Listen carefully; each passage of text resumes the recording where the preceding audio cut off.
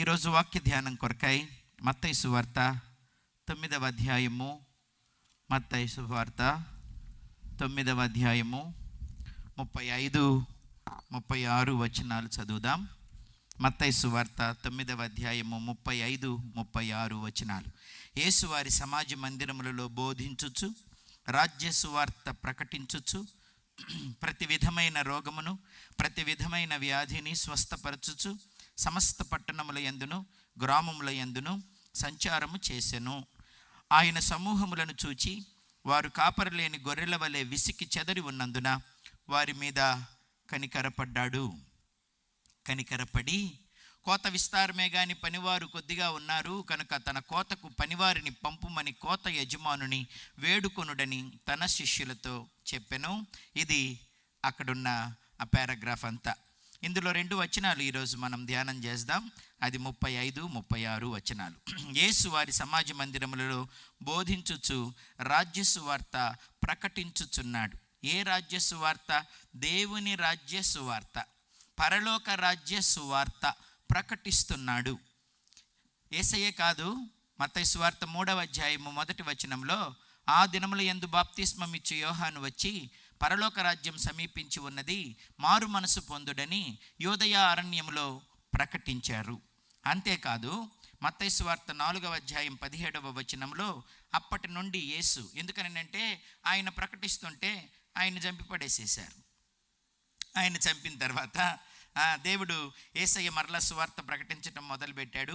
17వ వచనంలో 4వ అధ్యాయము, అప్పటి నుండి యేసు పరలోక రాజ్యము సమీపించి ఉన్నది కనుక మారు మనసు పొందుడని చెప్పుచు ప్రకటింప మొదలుపెట్టెను. ఈయన ప్రకటిస్తూనే యేసయ్య తన శిష్యులను కూడా ప్రకటించమని చెప్పారు. వారు కూడా ప్రకటించ మొదలుపెట్టారు. అది మత్తయి సువార్త 10వ అధ్యాయము 7వ వచనంలో ఇలా ఉన్నది, వెళ్ళుచు పరలోక రాజ్యము సమీపించి ఉన్నదని ప్రకటించండి.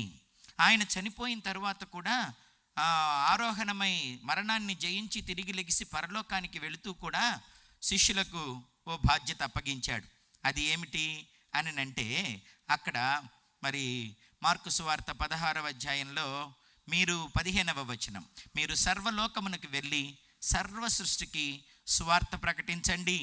నమ్మి బాప్తిస్మం పొందినవాడు రక్షింపబడును, నమ్మని వానికి శిక్ష విధించబడును అని చెప్పారు. ఆ రోజు నుంచి ఈ రోజు వరకు సువార్త ప్రకటించబడుతూనే ఉన్నది. ఇలాగూ సువార్త ప్రకటించాలని, సువార్త ప్రకటించడానికే ప్రభు అయిన యేసు వస్తాడని, శిష్యుల పని సువార్తను విని విశ్వసించిన వారందరి పని సువార్త ప్రకటించటమేనని దేవుడు తెలియచేశాడు. ఈ పాత నిబంధన ప్రవక్తలందరిలో యెషయాను ఇవాంజలికల్ ప్రాఫిట్ అంటారు. Evangelical profit. ఆయన ప్రవచనాలన్నింటిలో సువార్త గురించి ఎక్కువగా చెప్పబడింది. ఆయన సువార్తను బోధించాడు. ఆయన రక్షకుడు, మరి పాప విమోచకుడైన ప్రభువును, ఆయన శిలువ త్యాగం, పునరుద్ధానం, ఆయన నిత్య రాజ్యం గురించి, రాజ్య పాలన గురించి అనేకమైన విషయాలు చెప్పారు. ఆయన చెప్పిన ప్రవచనం కూడా మీకు ఒకటి చూపిస్తాను. యెషయా గ్రంథం 40వ అధ్యాయం 6వ వచనం, ఆలకించుడి, ప్రకటించుమని ఒకడు ఆజ్ఞ ఇచ్చుచున్నాడు, నేనేమి ప్రకటింతునని మరి ఒకడు అడుగుచున్నాడు. సర్వశరీరులు గడ్డి అయి ఉన్నారు, వారి అందమంతయు అడవి పువ్వు వలె ఉన్నది. యెహోవా తన శ్వాసము దాని మీద ఊదగా గడ్డి ఎండును, పువ్వు వాడును. నిశ్చయముగా జనులు గడ్డి వంటి వారే, గడ్డి ఎండిపోవును, దాని పువ్వు వాడిపోవును, మన దేవుని వాక్యము నిత్యము నిలుచును. సియోను, సువార్త ప్రకటించుచున్నదానా, ఉన్నత పర్వతం ఎక్కుము. యెరూషలేమా, సువార్త ప్రకటించుచున్నదానా, బలముగా ప్రకటించుము, భయపడక ప్రకటింపుము. ఇదిగో మీ దేవుడు అని యూదా పట్టణములకు ప్రకటించుము. ఇదిగో తన బాహువే తన పక్షమున ఏలుచుండగా ప్రభువగు యెహోవా తానే శక్తి సంపన్నుడై వచ్చును. ఆయన ఇచ్చు బహుమానము ఆయన యొద్ద ఉన్నది, ఆయన చేయు ప్రతీకారము ఆయనకు ముందుగా నడుచుచున్నది. ఫైనల్గా ఒకటి చూపిస్తా.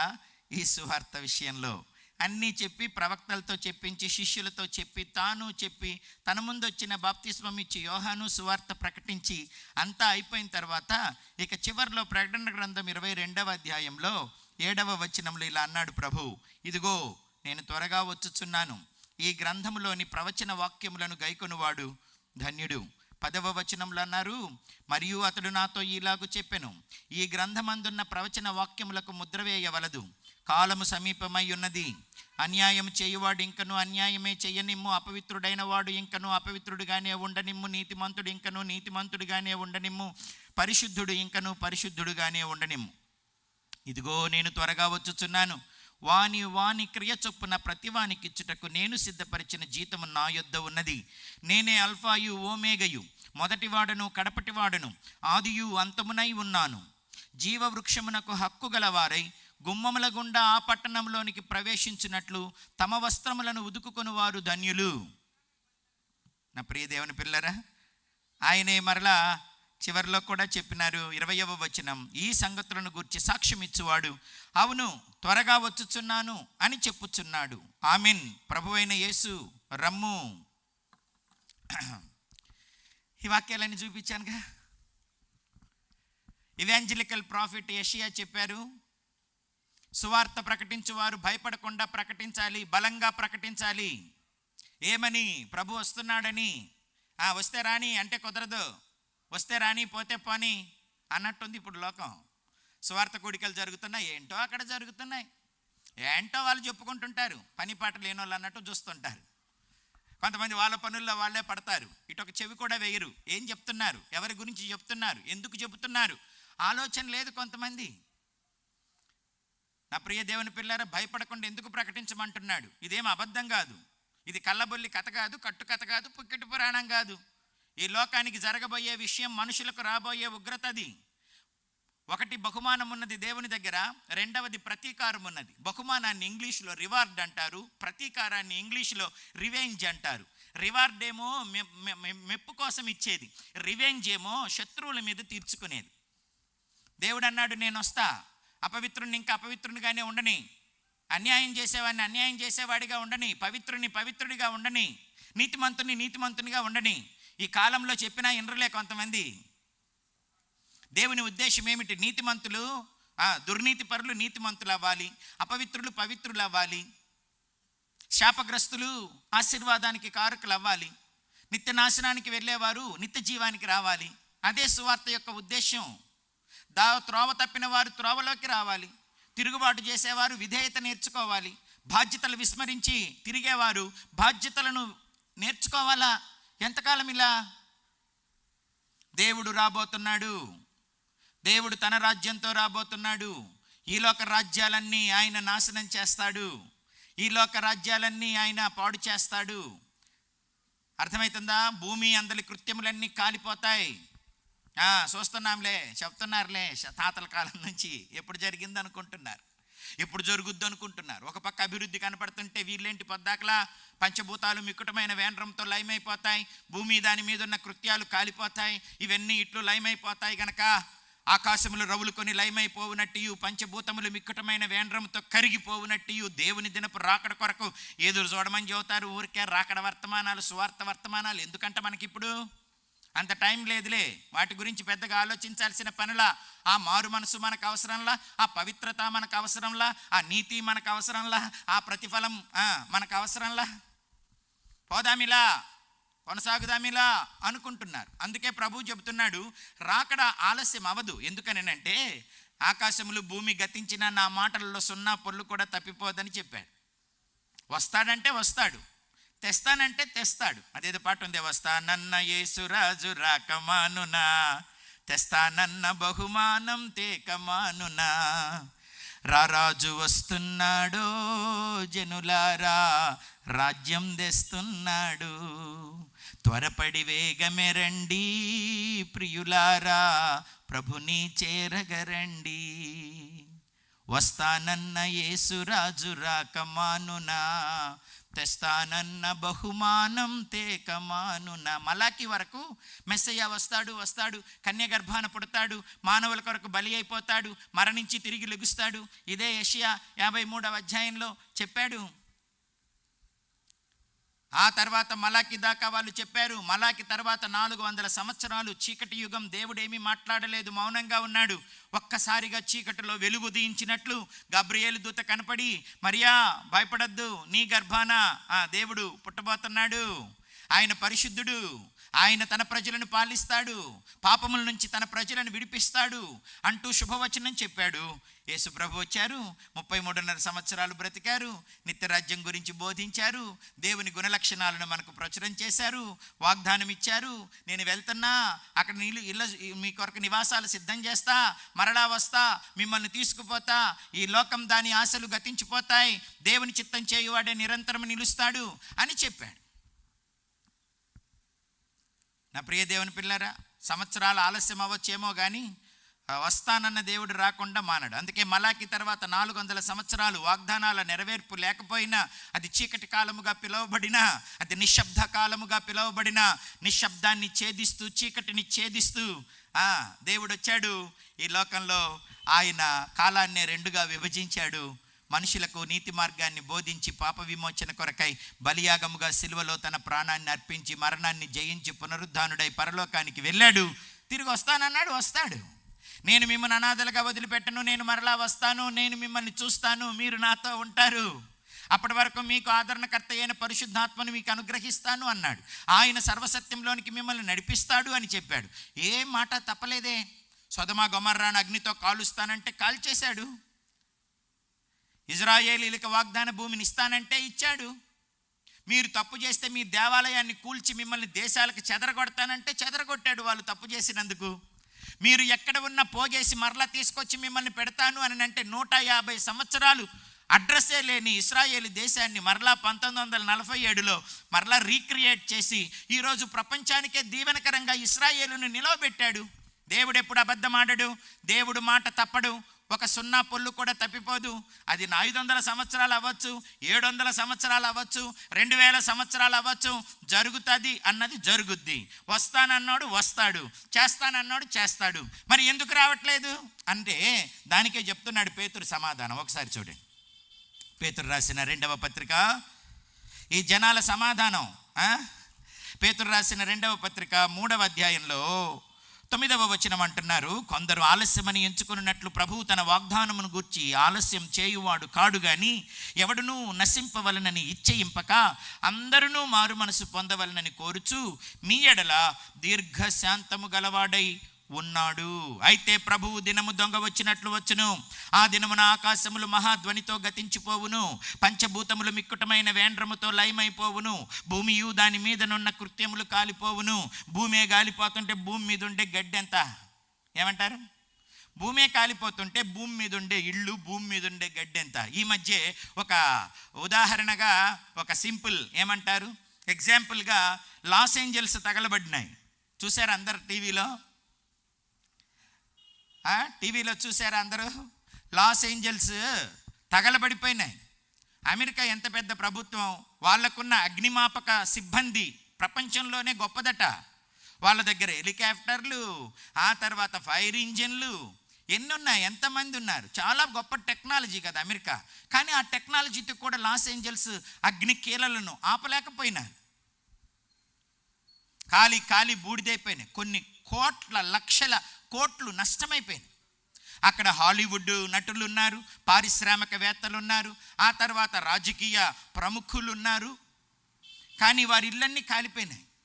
పాపం కొద్ది బట్టలతో, కట్టుబట్టలతో పరిగెత్తారు వారు బయటికి. వెళ్ళిపోండి ఇల్లు తర్వాత ముందు ప్రాణాలు కాపాడుకోండి అని అంటే కోట్ల రూపాయల ఆస్తులు వదిలిపెట్టారు. ఒక్కొక్కళ్ళ ఏమంటారు ఎస్టేట్స్, ఒకటిది ఈ గుడ్లవల్లేరు అంత ఉంటుందంట ఒక్కొక్క ఎస్టేట్. సకల హంగులు ఐశ్వర్యాలతోటి సమృద్ధిగా ఉన్నవారు. అర్థమైందా? అంత పాపులర్ సెలబ్రిటీసే అక్కడ ఉన్నవారు, ప్రపంచ చరిత్రలకు ఎక్కిన వారే. ఇళ్ళు వదిలిపెట్టి పారిపోయారు, పరుగులెత్తారు. అందరు కార్లలో పరిగెడుతుంటే కార్లన్నీ అక్కడ జామ్ అయిపోయి ఆ కార్లల్లో వెళ్ళలేక ఆ వెనక నుంచి ఆ గాలికి అగ్ని మంటలు వచ్చేస్తా ఆ కీలలు వచ్చి కార్లను తగలబెడుతుంటే తలుపులు తీసుకొని బ్రతుకు జీవుడా అంట ప్రాణాలు గుప్పిట్లో పెట్టుకొని పరుగులెత్తారు కార్లు కూడా వదిలిపెట్టి. పెద్ద కోటీశ్వరులు, మిలియనీర్లు, బిలియనీర్లు, వెండి తెరల మీద ఆడిన నటులు, అమెరికానే శాసించిన రాజకీయవేత్తలు పరిగెత్తినారు ప్రాణాలు గుప్పిట్లో పెట్టుకొని.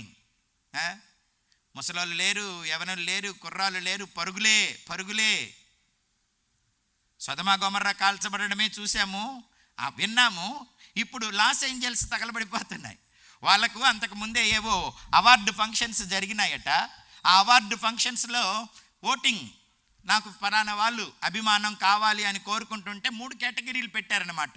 హాలీవుడ్ నటులు, ఆ తర్వాత రాజకీయవేత్తలు, వ్యాపారవేత్తలు, ఆ తర్వాత గాడ్, చివరిలో దేవుణ్ణి పెట్టారనమాట. వాళ్ళకేమో ఎవరికి, ఈ నటులకి, హాలీవుడ్ నటులకి, సినిమా యాక్టర్లకేమో 35% ఎంతో వచ్చినట్టున్నాయి. రాజకీయ నాయకులకి, ఆ తర్వాత ఇంకా వ్యాపారవేత్తలకేమో ఒక 45% ఎంతో వచ్చినాయి. కానీ కింద చూడబోతే దేవుడికి 0. ఎవరు దేవుణ్ణి కోరుకోవట్లా. ఈ అగ్నికీలలు వాళ్ళను దహించటానికి ఒక నెల ముందు, వారం ముందేమో, 10 రోజుల ముందు దేవుడికి 0 అక్కడ. ఒక ఆవిడ లెగిసి ఆ రిపోర్ట్స్ అన్నీ చదువుతూ, ఇక్కడ దేవునికి ఏం స్థానం లేదు లాస్ ఏంజల్స్లో. లాస్ ఏంజల్స్ అనే ఊరికి అర్థం దేవతల పట్టణము, దేవతల పట్టణము, దేవదూతల పట్టణము. లాస్ ఏంజల్స్ వాళ్ళకి అల్లే దేవుళ్ళు, వీళ్ళకి దేవుడు అవసరంలా. వాళ్ళను సృష్టించిన దేవుడు, సంపదనిచ్చిన దేవుడు, ఆరోగ్యం ఇచ్చిన దేవుడు, ఐశ్వర్యం ఇచ్చిన దేవుడు, అధికారం ఇచ్చిన దేవుడు, భూమిని ఆకాశాన్ని అనుభవించమని చెప్పిన దేవుడు, తెలివితేటలు ఇచ్చిన దేవుడు, సంపాదన ఇచ్చిన దేవుడు వీరికి అవసరంలా. అందుకని there is no place for God in this Los Angeles. దేవునికి ఇక్కడ 0% అభిమానం ఏం లేదు అక్కడ. గర్వంగా చెప్పుకున్నారు, దేవుడు లేకపోతే మనుషులు నశించిపోతారు. నీళ్ళల్లో నుండి చేప బయటపడితే బతుకుతుందా? గాలి పీల్చుకోకుండా ముక్కు మూసుకుంటే జనాలు బ్రతుకుతారా? మనము ఆయనలో చెల్లిస్తున్నాము, బ్రతుకుచున్నాము, ఉనికి కలిగి ఉన్నాము. We are the children of God. భూమి మీదున్న సమస్త మానవులు దేవుని పిల్లలు. బతకటానికి చేపలకు నీళ్ళు ఎంత ముఖ్యమో, భూమి మీద నివసించే జంతువులు, భూచర జంతువులకి ఆ గాలి ఎంత ముఖ్యమో, మన ఆత్మ జీవించి ఉండడానికి మనకు దేవుడు ఎంత ముఖ్యం. సంపాదన ఎక్కడిది? సమృద్ధి ఎక్కడిది? రాత్రి చెప్పినట్లు పండగలకు కారణం ఎవరు? పంటలు ఇంటికి చేరటానికి కారణం ఎవరు? నీ కష్టార్జితం ఫలించడానికి కారణం ఎవరు? దేవుడు లేడా నీ జీవితంలో? డబ్బుంటే చాలా, ఇప్పుడు ఆ డబ్బు తగలబడిపోయింది. ఇళ్ళు ఆస్తులు ఉంటే చాలా, అవి కూడా తగలబడిపోయినాయి. అభిమానులు ఉంటే చాలా, వాళ్ళు కూడా ఏం చేస్తారు? పరిగెడుతున్నారు బడి. అధికారాలు, గవర్నమెంట్లు, టెక్నాలజీలు ఉంటే చాలా, ఆ టెక్నాలజీలు, అధికారాలు ఏం చేయలేకపోయినాయి. లాస్ ఏంజల్స్ చుట్టూ ఉన్న నీటి వనరులన్నీ హరించుకుపోయినాయట. ఇక ఆర్పటానికి మా వల్ల కావట్లేదని చేతులు ఎత్తేశారు. తగలబడుతుంటే చూస్తున్నారు, ఏం చేస్తారు? నా ప్రియ దేవుని పిల్లరా, దేవుణ్ణి నిర్లక్ష్యం చెయ్యొద్దు. బలముగా ప్రకటించు సువార్త, భయపడక ప్రకటించు. సర్వ శరీరులు గడ్డిని పోలి ఉన్నారు, వారి అందమంతా పువ్వులాగుంది. గడ్డి ఎండిపోతుంది, పువ్వు వాడిపోతుంది. అంటే నీ బలం, నీ ఎముకలు, నీ తెలివి, నీ జ్ఞాపక శక్తి, నీ మాటకారితనం అన్నీ ఎండిపోయి ఎండిపోయి ఎండిపోయి పనికి రాకుండా పోతాయి. ఇప్పుడున్నాయేమోలే. నీ అందం అందరినీ ఆకర్షించే అందం నీకుందేమోలే. వయసు మీద పడుతుంటే అందం వాడిపోయిన పువ్వులాగా అయిపోతుంది, వాడిపోయిన పువ్వులాగా అయిపోతుంది. అదేదుందే, గడ్డి వంటిది జీవితం, అదే పువ్వునా, పువ్వు లాంటిది జీవితం వాడిపోతుంది. గడ్డి లాంటిది జీవితం వాడిపోతుంది, పువ్వు లాంటిది జీవితం రాలిపోతుంది. గడ్డి లాంటిది జీవితం వాడిపోతుంది. నాకు ఆ పాట క్లియర్గా రాదు. ఏ క్షణం అందైనా అది రాలిపోవచ్చు. ఏమో పర్వతాలు అనుకుంటున్నారా మీరు? పర్వతాలు కాదు, పర్వతంలాగా స్థిరపరిచేది దేవుడే. మనము గడ్డి, మన శరీరం, మన బలం, మన తెలివి అంతా గడ్డిపోలేది. పొద్దున పచ్చగుంటది, సాయంత్రానికి వాడిపోద్ది.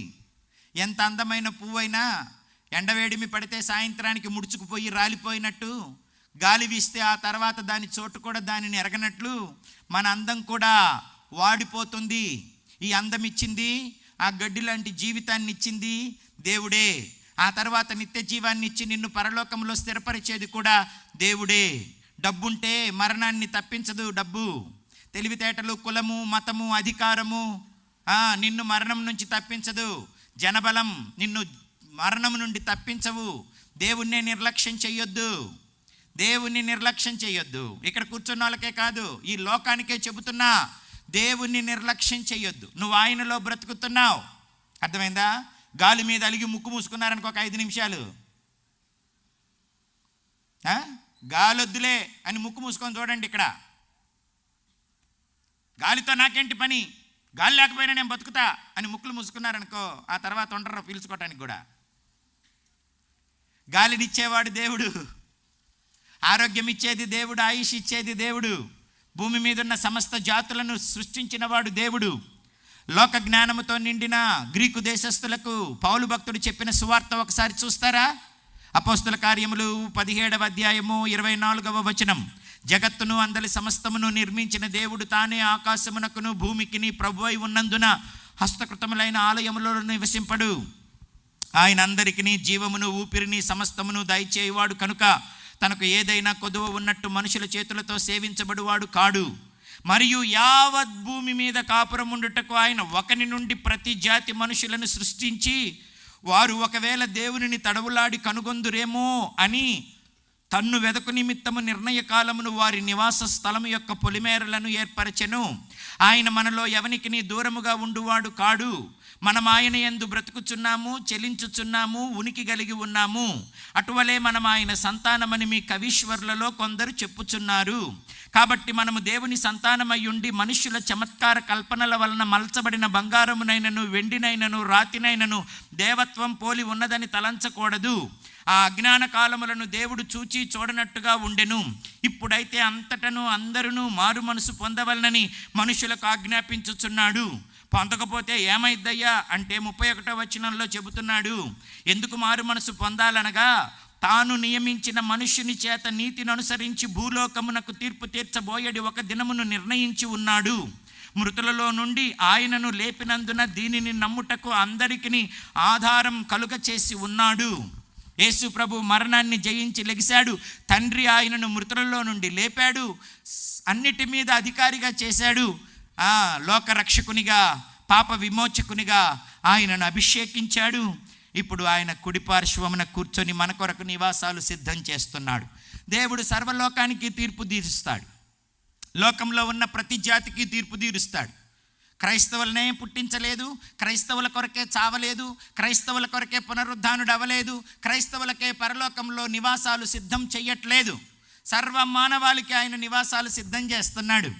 స్వతంత్రించుకోవాల్సిన బాధ్యత నీది. ఆయన పుట్టించాడు, పోషిస్తున్నాడు. ఆంధ్ర క్రైస్తవ కీర్తనల్లో ఒక పాట ఉంది. పుట్టింప నీ వంచు, పోషింప నీ వంచు, గిట్టింప నీ వంచు, కీర్తింతును. ఒట్టి పనికి మాలి నట్టి మానవులా చేపట్టి రక్షింప బాధ్యుండా వంచు. దట్టమైన కృపను దరిజేర్చ నాకిచ్చి పట్టై నీలచి ఉండు ప్రభుడవంచు. గట్టడ చేగడ ముట్టుదానుకనా పట్టు కొలది నిన్ను ప్రస్తుతింతు. అన్ని కాలంబూల నున్న యెహోవా నిన్నెన్న తరంబావో కన్న తండ్రి, ఓ మా కన్న తండ్రి. దేవుడు మన కన్న తండ్రి. కన్న తండ్రి అంటే ఆయనకు ఒక భార్య ఉండాల్సిన అవసరంలా, ఆ భార్య మనల్ని కనాల్సిన అవసరంలా. కొంతమంది దేవునికి భార్య ఉందా, ఆ భార్య మనల్ని కనిందా? మీకు అమ్మ బాబు లేరా? ఏంట్రా యేసయ్యని తండ్రి అని పిలుస్తారు? యేసయ్యని తండ్రి అని పిలుస్తారేంటి? యేసయ్యకి భార్య ఉందా? దేవుడికి భార్య ఉందా? ఆ భార్య మనల్ని కనిందా? మీకు అమ్మ బాబులు లేరా? మెమ్మ మీ నాన్నని పిలవరా? మీకు యేసయ్య తండ్రి అంటున్నారు. జ్ఞానం లేని అవివేకులు వారంతా. నా ప్రియ దేవుని పిల్లారా, సృష్టికర్తకు భార్య ఉండాల్సిన అవసరంలా, ఆ భార్య మనల్ని కనాల్సిన అవసరంలా. ఎక్కడికి పోయినా ఒక ఎగ్జాంపుల్ చెబుతుంటాను. కంప్యూటర్ని చార్లెస్ బబేజ్ అని ఆయన కనిపెట్టాడు. ఆయనకు ఫాదర్ ఆఫ్ కంప్యూటర్ అని పేరు పెట్టారు. అంత మాత్రాన వాళ్ళ ఆవిడే 9 నెలలు కంప్యూటర్ని కడుపులో కానీ కనలా. మునుపు లేని దానిని ఎవరైనా తన అద్భుతమైన సృజనాత్మక శక్తితో సృష్టిస్తే దానికి అతడు తండ్రిగా పిలువబడతాడు. అట్లాగే శూన్యంలో ఈ భూమిని, ఆకాశమును, సముద్రమును సృష్టించి అందులో సమస్త జీవకోటిని నింపి దాన్ని మనుషులకిచ్చి తన రూపులో నేలమంటి నుంచి నరులను నిర్మించి వారి నాసికారంధ్రాలలో జీవవాయువును ఊది జీవింపచేసిన దేవుడు, ఫలింపజేస్తున్న దేవుడు, విస్తరింపజేసి అభివృద్ధి చేస్తున్న దేవుడు, మనందరికీ ఈ సర్వ సృష్టికి తండ్రి. దేవుడే మన తండ్రి అంటే ఆయన మన సృష్టికర్త, ఆయన మనల్ని కలుగచేశాడు. కనుక కులమైన, ఏ మతమైన, ఏ సంస్కృతి సాంప్రదాయాలున్నా ఈ లోకం దేవునిది. లోకంలోని నివాసులందరూ దేవుని వారు. దేవుని నిర్లక్ష్యం చేయకూడదు, దేవుని మార్గాలు విడిచిపెట్టకూడదు, దేవుణ్ణే ధిక్కరించకూడదు, దేవుని దగ్గరికి రాకుండా ఆయన వైపు తిరగకుండా ఈ లోకం దాని ఆశల వైపు పరుగులెత్తితే పాడైపోతారు, నష్టపోతారు, కాల్చబడతారు, ఎండిపోతారు. ఇది సువార్త. దేవుని దగ్గరికి వస్తే దేవుడు మిమ్మల్ని రక్షిస్తాడు. పచ్చని ఒలీవ మొక్కల వలె ఈ లోకంలో పరలోకంలో మిమ్మల్ని తన కృపలో నిలిపి ఆశీర్వదించి వృద్ధి చేస్తాడు. శరీరంలో మిమ్మల్ని బ్రతికిస్తాడు. ఏదైనా ఒకరోజు ఎవరైనా ఎంత నీతిమంతుడైనా మరణించవలసిందే. దావీదు నీతిమంతుడు, అబ్రహాము నీతిమంతుడు, వారందరూ మరణించినారు. అయితే మరణించిన తరువాత కూడా ఆత్మకు నిత్య జీవాన్ని, పరలోకాన్ని ఇచ్చాడు. ఈ లోకం గతించిపోతుంది, మన జీవితం ఇక్కడ గతించిపోతుంది. కానీ మన ఆత్మ అయిన దేవుడు, ఆ దేవుడు ఆత్మల కొరకు నివసిస్తున్న పరలోక పట్టణం గతించదు. అది నిలవరమైన పట్టణం. దేవుడు చెప్పాడు కదా, ఆకాశము భూమి గతించిపోతుందేమో కానీ నా వాక్యము గతించదు, నేను గతించను. అల్ఫా ఒమేగా నేనే. మీరు కూడా గతించిపోకుండా మీ ఆత్మలకు నిత్య జీవం ఇస్తా. నా దగ్గరికి రండి. అందుకే ప్రభు అన్నాడు యోహాను సువార్త 10వ అధ్యాయంలో, నా గొర్రెలు నా స్వరం వింటాయి, అవి నన్ను వెంబడిస్తాయి, నేను వాటికి నిత్య జీవం ఇస్తాను. అంటే నిత్యము జీవించే కృపనిస్తాను, నిత్యము జీవించే కృపనిస్తాను. మరణాన్ని జయించి పరలోకం చేరే భాగ్యం ఇస్తాను. శరీరాన్ని వదిలిపెట్టిన తర్వాత ఆత్మకు నిత్య జీవాన్ని ఇస్తా. ఈ శరీరం గడ్డి లాంటిది, ఈ అందం పువ్వు లాంటిది.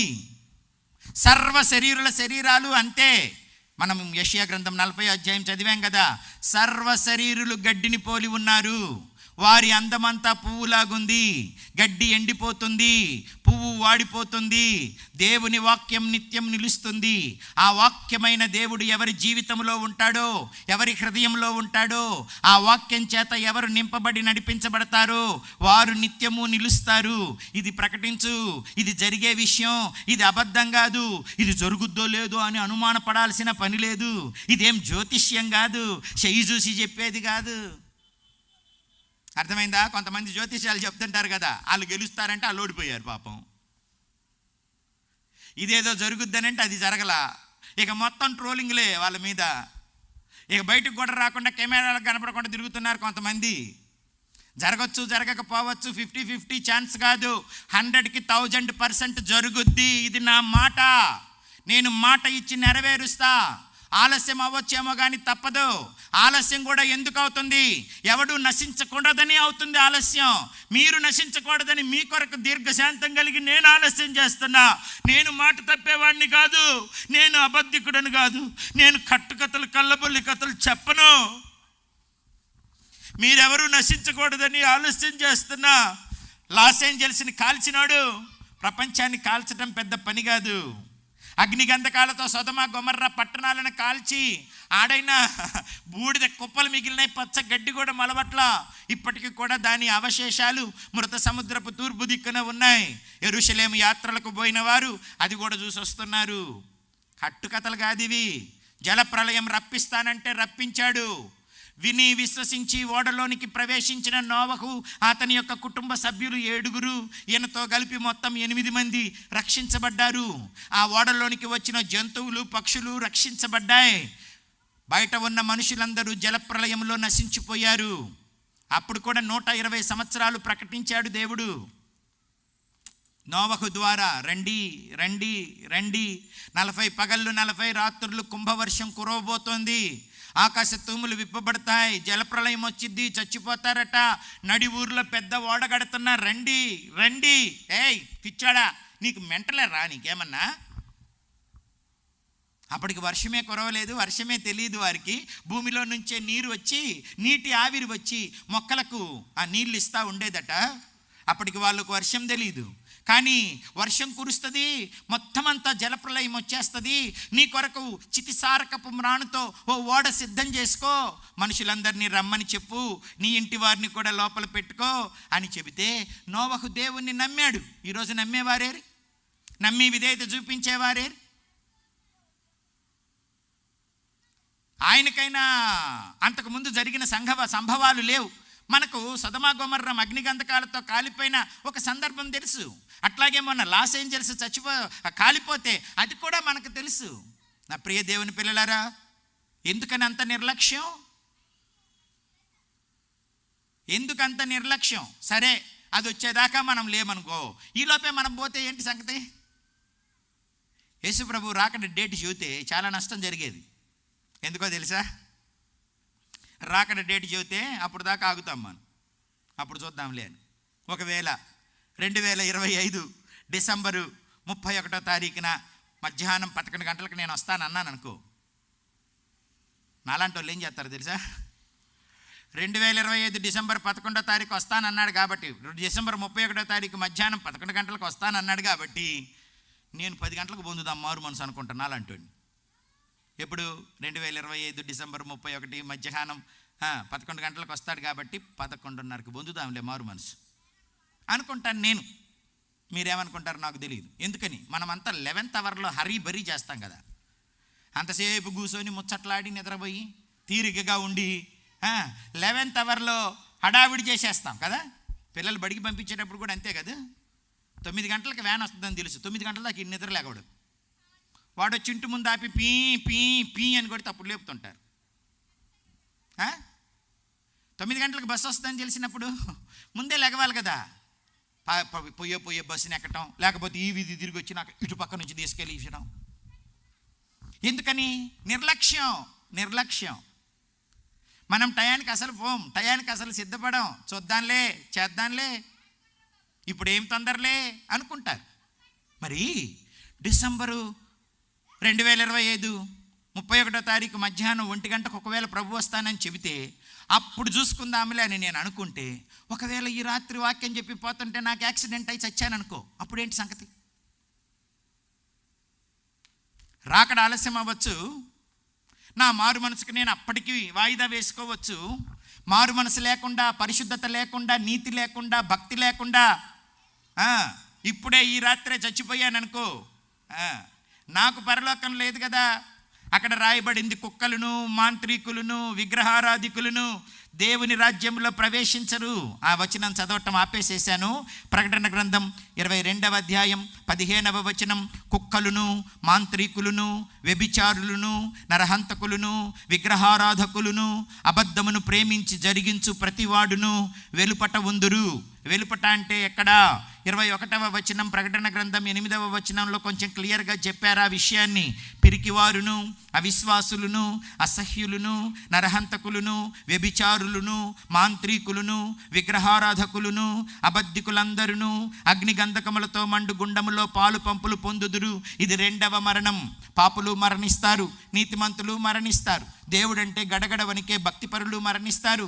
దేవుడు ఎక్కడున్నాడు రా అని పచ్చిబూతులు తిట్టేవాడు కూడా మరణిస్తాడు. ఈ భూమి మీద మొదటి మరణం అందరికీ వస్తుంది, కానీ 2వ మరణం దేవునికి దూరమైపోయి నిత్య నరకాగ్నిలో కాలిపోతూ అలమటిస్తూ భయంకరమైన కొలతలేని శిక్షను అనుభవించేవారు లిస్ట్ ఇక్కడ రాసింది. ఏ కులం అని చెప్పారు ఇక్కడ? ఏ మతం అని చెప్పారు? ఏ విద్యా అర్హతలు ఇక్కడ ఉన్నాయి? ఏమి లేవు. పిరికివారు ఎవరైనా అవ్వచ్చు. అవిశ్వాసులు, విశ్వాసం లేనివాడు అమెరికా నుంచి ఆస్ట్రేలియా దాకా, పెద్ద కులం నుంచి చిన్న కులం దాకా, ఉన్నోడి దగ్గర నుంచి లేనోడి దాకా, ఎవడైనా, పిల్లాడి దగ్గర నుంచి ముసలోడి దాకా ఎవడైనా దేవుని కొరకు బ్రతకడానికి పిరికితనం ఉంటే నువ్వు దేవుని సన్నిధికి చేరలేవు. దేవుడు ఉన్నాడు, దేవుని రాకడ ఉంది, దేవుని యొక్క తీర్పు ఉంది, దేవుడు వస్తాడు, దేవుని వాక్యం సత్యం అనే విశ్వాసం గనక నీకు లేకపోతే, విధేయత గనక నీకు లేకపోతే, నువ్వు ఎవరివైనా సరే అగ్ని గంధకాలతో మండు గుండంలో పాలు పంపులు పొందుతావు. అసహ్యమైన వాటిని చూసేవారు, వినేవారు, చేసేవారు దేవుని సన్నిధికి చేరరు. నరహంతకులు, కత్తులతో కానీ మాటలతో కానీ మనుషుల గుండెల్ని గాయపెట్టేవారు, మనుషుల వ్యక్తిత్వాలను హననం చేసేవారు, మనుషుల క్యారెక్టర్లను చంపి, మనుషుల్ని చంపి అటు శారీరకంగా మానసికంగా వారి యొక్క జీవాన్ని నాశనం చేసేవారు పరలోకం చేరరు. వ్యభిచారులు, భార్య పట్ల భర్త పట్ల నమ్మకంగా ఉండకుండా అపనమ్మకస్తులైపోయి అన్యాయం చేసి ధర్మాన్ని విడిచి విశ్వాసఘాతకులైతే దేవుని రాజ్యం చేరరు. ఆ తర్వాత మంత్రతంత్రాలను ఆశ్రయిస్తే దేవుని రాజ్యం మనం చేరము. దయ్యముల జ్ఞానాన్ని ఆచరిస్తే మనం దేవుని సన్నిధికి చేరము. ఆ తర్వాత విగ్రహారాధన చేస్తే అది చేతితో చేయబడిన ఏ విగ్రహమైనా, వెండైనా, బంగారమైనా, రాతిదైనా, కర్రైనా, మట్టైనా, ఏ విగ్రహమైనా, అట్లాగే విగ్రహానికి ఆత్మీయ పరిభాషలో మరొక అర్థం ఉన్నది. దేవుని స్థానాన్ని వేటికిచ్చినా ఎవరికిచ్చినా అది విగ్రహారాధనే. కొన్నిసార్లు నీకు నువ్వే విగ్రహం అవ్వచ్చు, నీ పిల్లలు అవ్వచ్చు, నీ కులం అవ్వచ్చు, నీ ఉద్యోగం, నీ సంపాదన నీకు విగ్రహం అయిపోవచ్చు. దేవుని స్థానాన్ని ఎవరు ఆక్రమించినా అది విగ్రహమే. దేవునికి రావలసిన మహిమ, ఘనత, దేవునికి ఇవ్వవలసిన గౌరవం, దేవునికి లోబడవలసిన ఆ తీరు దేవునికి కాకుండా మరి దేనికి ఎవరికి ఇచ్చినా అది విగ్రహమే. కొంతమందికి ధనమే విగ్రహం, ధనాపేక్ష ఒక విగ్రహం, సుఖమే ఒక విగ్రహం, కడుపే వారి దేవుడు. కొందరికి డబ్బే వారి దేవుడు, కొందరికి సుఖమే వారి దేవుడు. దేవుని దగ్గరికి రమ్మంటే నాకు కుదరదబ్బా, కాళ్ళు బీకుతాయి, నడుము బీకుద్ది, అంతసేపు కూర్చోలేను. ఎందుకని? దేవుని కంటే సుఖానుభవాన్ని వారు ఎక్కువగా ప్రేమిస్తారు. దేవుని కంటే సుఖానుభవాన్ని ఎక్కువగా ప్రేమిస్తారు. ఇప్పుడు బెడ్లు, ఏసీలు వచ్చిన తర్వాత ఎవరు కష్టపడట్లా. ఇటు వచ్చి కింద కూర్చోమంటే చాలా కష్టమైపోతుంది. ఇంట్లో అయితే మెత్తటి సోఫాలు ఉంటాయి, ఇక్కడికి వచ్చి పట్టల మీద కూర్చోవాలంటే కష్టం. వాక్యం అక్కడికి పోయే వినాలా, అవసరంలే. పెద్ద పెద్ద టీవీలు వచ్చినాయి కదా, 70 mm టీవీలు, 50 mm టీవీలు, ఛానళ్ళు. అక్కడికి పోయి ఏమింటాంలే కింద కూర్చొని, ఎక్కడే కూర్చుందాం. అందుకని ఆదివారం ఇప్పుడు అందరూ లైవ్లు ఇస్తున్నారు కదా, లైవ్లు వచ్చిన తర్వాత సోమరితనం ఎక్కువైపోయింది. మందిరానికి పోయిన అదే వాక్యం, టీవీలో చూసిన అదే వాక్యం, అక్కడి దాకా పోవడం ఎందుకులే, ఇక్కడ ఉండిందాంలే అని. అక్కడ ఉంటే వాక్యమే వినపడుతుంది, కానీ పరిశుద్ధుల సన్నిధి, దేవుని సేవకుల పరామర్శ నీకు దొరకదు. కొందరు మానుకొనుచున్నట్టుగా సమాజంగా కూడుట మానక ఆ దినము సమీపించిన కొలది మరి ఎక్కువగా సమాజంగా కూడుకుంటూ ప్రేమ చూపటానికి, సత్క్రియలు చేయటానికి ఒకరినొకరు పురికొల్పుకోవాలా. ఇప్పుడు మందిరాలకు వెళ్ళేవారు తక్కువైపోయినారు, ఇండ్లే మందిరాలు అయిపోయినాయి, హాల్లో కూర్చొని టీవీలు చూసేస్తున్నారు. ఇక్కడ మనోళ్ళు లైవ్ పెడితే మనోళ్ళది, మనోళ్ళు పెట్టకపోతే రాజమండ్రి వాళ్ళది, విజయవాడ వాళ్ళది, విశాఖపట్నం వాళ్ళది, బెల్లంపల్లి వాళ్ళది, అవసరమైతే అమెరికా లైవ్లు కూడా వస్తాయి. ఇంట్లో కూర్చొని చూసుకుంటారు. కానీ ఇంట్లో ప్రక్కనున్న సహోదరుని ప్రేమించలేరే. నీ కష్టం టీవీలో ఉన్న సేవకుడితో చెప్పలేవే. నీ భయం, నీ బాధ, నీ బలహీనతలు వాళ్ళతో చెప్పి ప్రార్థన చేపించుకోలేవే. నీ కొరకు దేవుడు ఒక సేవకుడిని పెట్టాడు కదా, ఓ మందిరాన్ని పెట్టాడు కదా. సుఖం అడ్డొచ్చిందా? దేవుని కంటే సుఖానుభవాన్ని ఎక్కువగా ప్రేమిస్తున్నావా? మందిరానికి వెళ్ళే తీరిక లేదా? 2 గంటలు చైర్లో కూర్చోలేవా? సోఫా వదిలిపెట్టలేవా? కొంచెం చెమట పోస్తే కష్టమా? వాక్యం నేర్చుకుంటే చాలా? వాక్యాన్ని ప్రాక్టీస్ చెయ్య పని లేదా? దైవభక్తిని సాధకం చేసుకోవద్దా? వినటానికి అలవాటు పడిపోయినారా? వింటే చాలే అనుకుంటున్నారా? విన్నదంతా చేయటానికే. ఈ ప్రవచన వాక్యాలను విని వాటి ప్రకారం చేయువాడు ధన్యుడు. కొంతమంది వింటారు, నేర్చుకుంటారు, చేయరు. మంతినవారిపాలెంలో దీనమ్మ అనే ఒక పేద విధవరాలు ఉందట. ఆమె మందిరానికి వెళ్తుందట. మందిరానికి వెళ్ళి వాక్యం అయిపోయిన తర్వాత ఎవరు ప్రార్థనకు రాలేదో చూస్తుందట. చూసిన తర్వాత ఎవరు రాలేదో గమనించి గబగబా ఇంటికి వెళ్ళకుండా వాళ్ళ ఇంటికి వెళ్ళిద్దట. మందిరానికి రానోళ్ళ ఇంటికి, వాళ్ళ ఇంటికి వెళ్ళి, ఏమ్మా ఎందుకు ఈరోజు మందిరానికి రాలేదు? పెద్దమ్మ జ్వరంగా ఉండింది, 3 రోజుల నుంచి లెగవట్లేదు, మంచంలో ఉన్నాను, అందుకని మందిరానికి రాలేకపోయానంటే ఆమె వెళ్ళిపోయి గబగబా అంట్లు దోమి, బట్టలు ఉతికి ఆరేసేసి, ఇళ్ళంతా ఊడ్చి, ఆమెకు కూడా వేడి నీళ్ళతో తుడిచేసేసి, బాగా గంజిగాసి అన్నం పెట్టి, ట్యాబ్లెట్లు ఉంటే ట్యాబ్లెట్లు వేయటం, ట్యాబ్లెట్ లేకపోతే ట్యాబ్లెట్లు తెచ్చి ఇవ్వటం, అవన్నీ చేసి ఇంటికి వెళ్తుందట. ఇన్ని పనులు చేసేసరికి ఆమె 12 గంటలకు ప్రార్థన అయిపోతే ఇంటికి వెళ్ళేసరికి 3-4 అవుద్దట. ఆమెకు పిల్లలు ఉన్నారంట, కొడుకులు. ఏయ్ ఇప్పుడు దాకా ఎక్కడికి పోయావు? 12 గంటలకు ప్రార్థన అయిపోతే అందరు సరాసరి ఇంటికి వస్తే నువ్వు ఎక్కడికి పోయావు? ఫలానా అమ్మాయికి బాగలేదంటయ్యా. ఎవరు చేస్తారు బాబు? అందుకని వెళ్ళి కొంచెం వేడి నీళ్ళు పెట్టి స్నానం చేపించి ఇల్లు ఉడిచి బట్టలు ఉతికి అంట్లు తోమి వచ్చేసరికి లేట్ అయిపోయిందిరా. నువ్వేమన్నా చాకలి దానివా? నువ్వేమైనా స్వీపర్వా? నీకేమైనా జీతం ఇస్తున్నారా? అందరి ఇళ్ళల్లో పని చేసేది అంటే పాచి పనులన్నీ చేసేది. వాళ్ళు చేసుకోలేరు, వాళ్ళకి చుట్టాలు లేరు. నువ్వెందుకు పోయావు? నువ్వెందుకు చేసావు? అరవబాకండ్రా, కొప్పడబాకండ్రా బాబు. నేను రోగిగా ఉంటే నన్ను చూడరమ్మన్నాడు రా దేవుడు. నువ్వు రోగిగా ఉంటే నన్ను చూడవచ్చావు, ఆకలితో ఉంటే నాకు అన్నం పెట్టావు, దాహంగా ఉంటే దప్పికిచ్చావు, వస్త్రహీనత ఉంటే నాకు వస్త్రాలు ఇచ్చావు, చెరసాలలో ఉంటే చూడవచ్చావు, అల్పులైన ఈ నా సహోదరులకు ఒకటికి చేసావు కనుక నాకు చేసినట్టే అని దేవుడు చెప్పాడు. అట్లాంటి వారు నీతిమంతులుగా నిత్య జీవం చేరుతారని అయ్యగారు వాక్యం చెప్పాడు రా. బాధలో ఉన్నప్పుడు కదా వెళ్ళి పలకరించాలి. సహోదరులం అంటే అదే కదరా, ప్రేమ చూపాలి కదరా, సత్క్రియ చెయ్యాలి కదరా. అందుకని వెళ్ళానంటే కొట్టిన సందర్భాలు కూడా ఉన్నాయంటండి పిల్లలు. ఇక్కడేం పనులు లేవా? ఇక్కడ చేయకూడదా? వాళ్ళు పిలిచారా? ఎందుకు పోయావు, ఎందుకు చేసావు అని కొట్టిన సందర్భాలు ఉన్నాయట. కొట్టించుకొనైనా మళ్ళా పోద్దట. చాలామంది వాక్యాలు వింటారులే, వాక్యాలను ప్రాక్టీస్ చేసేది ఎప్పుడు మరి? సహవాసంగా కూడకపోతే నీ ఏసీ ఇంట్లో నుంచి, మెత్తటి పరుపుల్లో నుంచి, సోఫాల్లో నుంచి బయటికి రాకుండా మందిరానికి కూడా రాకపోతే ఇతరులకు ఎప్పుడు ప్రేమ చూపిస్తావు మరి? నీతిని ఎప్పుడు సంపాదించుకుంటావు? నిత్య జీవాన్ని ఎప్పుడు సంపాదించుకుంటావు? త్యాగం ఎప్పుడు చేస్తావు?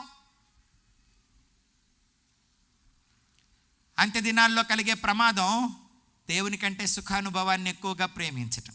ఇప్పుడు తిండి దేవుడైపోయినాడు, వారి కడుపే వారి దేవుడైపోయాడని ఎక్కడ చూసినా బిర్యానీ పాయింట్లే, ఎక్కడ చూసినా నాన్ వెజే. తిని తిని తిని తిని స్కిన్ డిసీజెస్ వస్తున్నాయి, తిని తిని తిని విపరీతమైన రోగాలు వస్తున్నాయి. తిండి దేవుడైపోయాడు కొందరికి, సుఖం దేవుడైపోయాడు కొందరికి. సంపాదన సంపాదన సంపాదన, ఏదో ఒకటి చేసి సంపాదించాలా సంపాదించాలా సంపాదించాలా, అంత అయిపోవాలా ఇంత అయిపోవాలా, అంత కూర్చాలా ఇంత కూర్చాలా. అంతా కూర్చి ఏం చేస్తావు? అంతా కూర్చి ఏం చేస్తా? చిల్లి గవ్వ వెంట రాదు కదా, వెనకోళ్ళకు వదిలిపెట్టి పోవటమే కదా. అదేదో ధర్మంగా సంపాదించండి. అర్హత్యలు చేసి కూనికోర్లు కూడా డబ్బులు సంపాదిస్తున్నారు. 1,00,000 రూపాయలు ఇస్తానంటే పడి చంపుతున్నారంట. వాడికి వీడికి సంబంధం లేదు, వాడి ముఖం వీడికి తెలియదు, వాడు మంచోడో చెడ్డోడో తెలియదు. వీడు చంపమంటే వాడు చంపడమే. ఎందుకనంటే డబ్బులు వస్తాయి కాబట్టి. కిడ్నాప్ చేయమంటే కిడ్నాప్ చేస్తారు. అబద్ధ సాక్ష్యం చెప్పండి కోర్టుకు వెళ్ళానంటే అబద్ధ సాక్ష్యం చెప్తారు. డబ్బేనా? డబ్బే దేవుడైపోయాడా? ఒక ఆయన అన్నాడు, money is a bad master but a good servant. Money is a bad master but a good servant. నువ్వు బానిసగా వాడుకుంటే డబ్బు మంచిదే, కానీ యజమానుడిగా వాడిని తల మీద పెట్టుకొని అది చెప్పినట్టు నడిస్తే అది చాలా చెడ్డ మాస్టర్ అన్నమాట. అది నిన్ను నాశనం చేస్తుంది. ధనాపేక్ష సమస్తమైన కీడులకు మూలం. కొందరు ధనము నాశించి తమ్మును తామే పొడుచుకొని చచ్చారు. డబ్బిస్తామంటే ఏ గడ్డైనా తింటారా? ఎన్ని అబద్ధ సాక్ష్యాలైనా చెబుతారా? ఆ డబ్బు నిన్ను రక్షిస్తుందా? అబద్ధాలు, మోసాలు, అన్యాయాలు, కూనికోరులు చేయొచ్చా? అక్రమంగా డబ్బు సంపాదించవచ్చా? అబద్ధమాడి డబ్బు సంపాదిస్తే అది ఊపిరిలాగా ఎగిరిపోతుందట. నువ్వు మరణిస్తావు, నీకు మరణం సంభవిస్తుంది. అది పాతాళంలో పడే మరణం. నా ప్రియ దేవుని పిల్లలు, డబ్బు దేవుడు అయ్యాడా? డబ్బు కావాల్సిందే కానీ డబ్బు దేవుడు అవ్వకూడదు, డబ్బు మాస్టర్ అవ్వకూడదు. డబ్బు కోసం గడ్డి తిని అందరినీ దూరం చేసుకోకూడదు. విజయవాడ చిట్టినగర్ అనే ప్రాంతానికి వెళ్తే అక్కడ ఉన్న పాస్టర్ ఒక ఆయన ఓ సంగతి చెప్పాడు. ఒక ఆమెకు 3 కూతుర్లట. ఆ 3 కూతుర్లలో 3 కూతుర్లు నాన్న చచ్చిపోతే అమ్మను 2 నెలలు నా దగ్గర, 2 నెలలు నీ దగ్గర, 2 నెలలు నీ దగ్గర అన్నారట.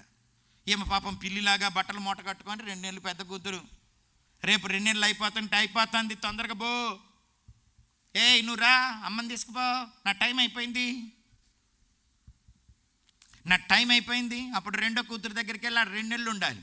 అది అయిపోయిన తర్వాత నువ్వు పో, నన్ను ఒక్కదాన్నే కన్నావా, నాకు ఒక్కదానికే ఇచ్చావా, దాన్ని కనలేదా, నేను ఎందుకు పెట్టాలి ఒక పూట ఎక్స్ట్రా భోజనం, ఎల్లు. పాపం ఆమె పని 2 నెలలకు ఒకళ్ళ దగ్గరికి, 2 నెలలు ఒకళ్ళ దగ్గరికి వెళ్ళడమే. ఎంత తింటారండి? ఎంత ఖర్చు అవుతుందండి వాళ్ళకి? ఒకళ్ళ దగ్గర పెట్టుకోలేరా? మీ ముగ్గురిని 2 నెలలే చూస్తానని ఆమె కూడా పెంచుంటే చిన్నప్పుడు. నన్నొక్కలనే కన్నావా, నాకొక్కలకే ఆస్తి పంచి ఇచ్చావా? అందరికీ లేదా? అందరి దగ్గరికి పో, అందరి దగ్గరుండు.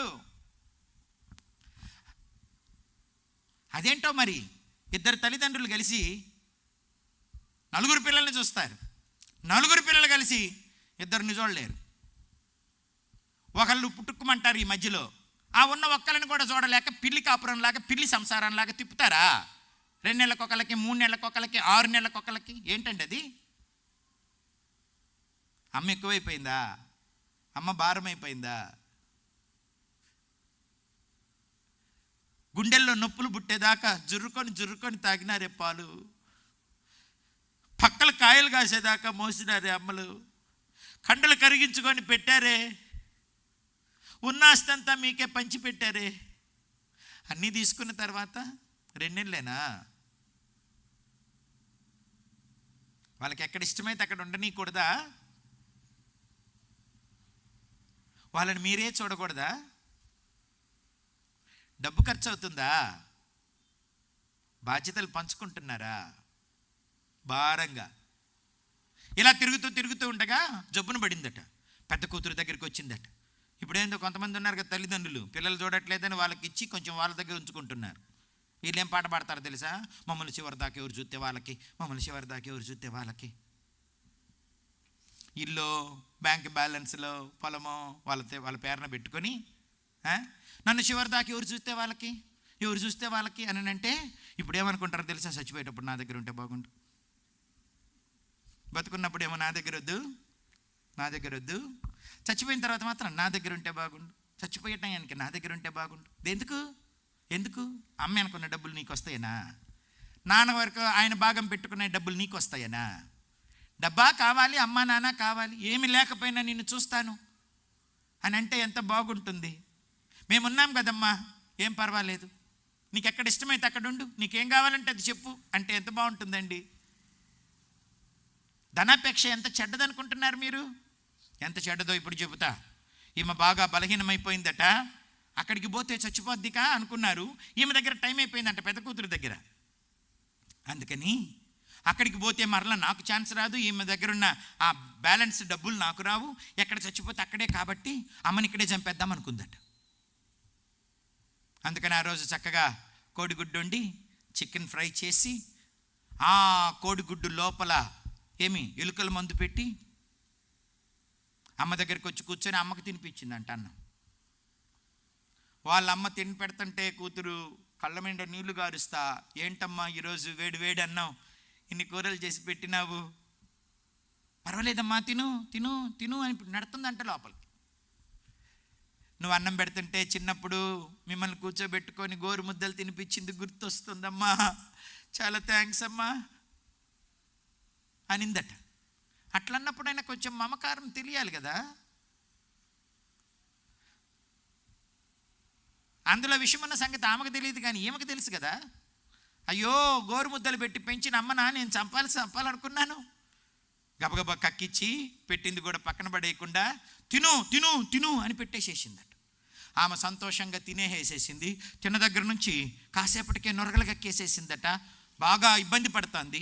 హాస్పిటల్కి తీసుకెళ్ళొచ్చు కదా, తీసుకెళ్ళలేదు. ఇంట్లో పెట్టేసేసి తలుపేసి బయటికి వెళ్ళిపోయిందట. వచ్చేసరికి నీళ్ళుక్కుపోయి ఇట్లా తిరిగిపోయి చచ్చిపోయిందట. చచ్చిపోగానే చెల్లెలిద్దరికి కూడా ఫోన్ చేసిందంట, రండి తొందరగా అమ్మ చచ్చిపోయింది అని. అట్టెట చచ్చిపోయింది, రేపు నా దగ్గరికి రావాలి కదా, ఈ రాత్రి ఎట్ట చచ్చిపోయింది, ఏమైందో ఏమో తెలీదు అని వగలమారి ఏడుపులు ఏడ్చి చెల్లెలను పిలిపిస్తే వాళ్ళకేదో అనుమానం వచ్చింది. అందుకని తీసుకెళ్ళిపోయి పోలీస్ కంప్లైంట్ ఇచ్చి పోస్ట్ మార్టం చేపిస్తే విషప్రయోగం జరిగిందని తెలిసిందట. ఆ విషప్రయోగం ఏరు చేశారని పెద్ద కూతురుని తీసుకెళ్ళి 4 గంటిస్తే అమ్మ ఎవరి దగ్గర చచ్చిపోతే ఆ మిగిలిన డబ్బులు వాళ్ళకేనని ముందునే అనుకున్నాం, అందుకని అక్కడికి పోతే నాకు రావని నేనే ఆ పని చేశానని ఇందట. డబ్బు కోసం మాతృహంతకులు పితృహంతకులు అవుతున్నారా? నా ప్రియ దేవుని పిల్లలు, ఇది ఎంత దుర్మార్గం.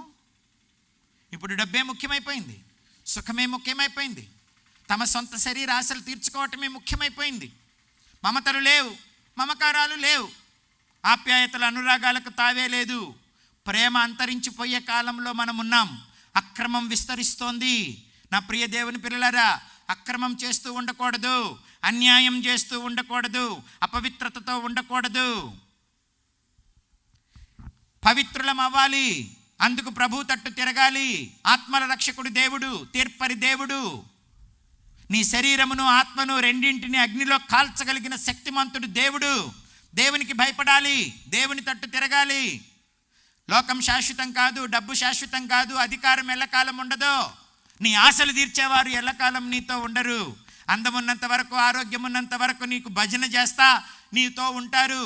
నువ్వు పనికి రావని తెలిసినప్పుడు వాళ్ళ కోరికలు తీర్చడానికి ఆ క్షణమే నిన్ను వదిలేస్తారు.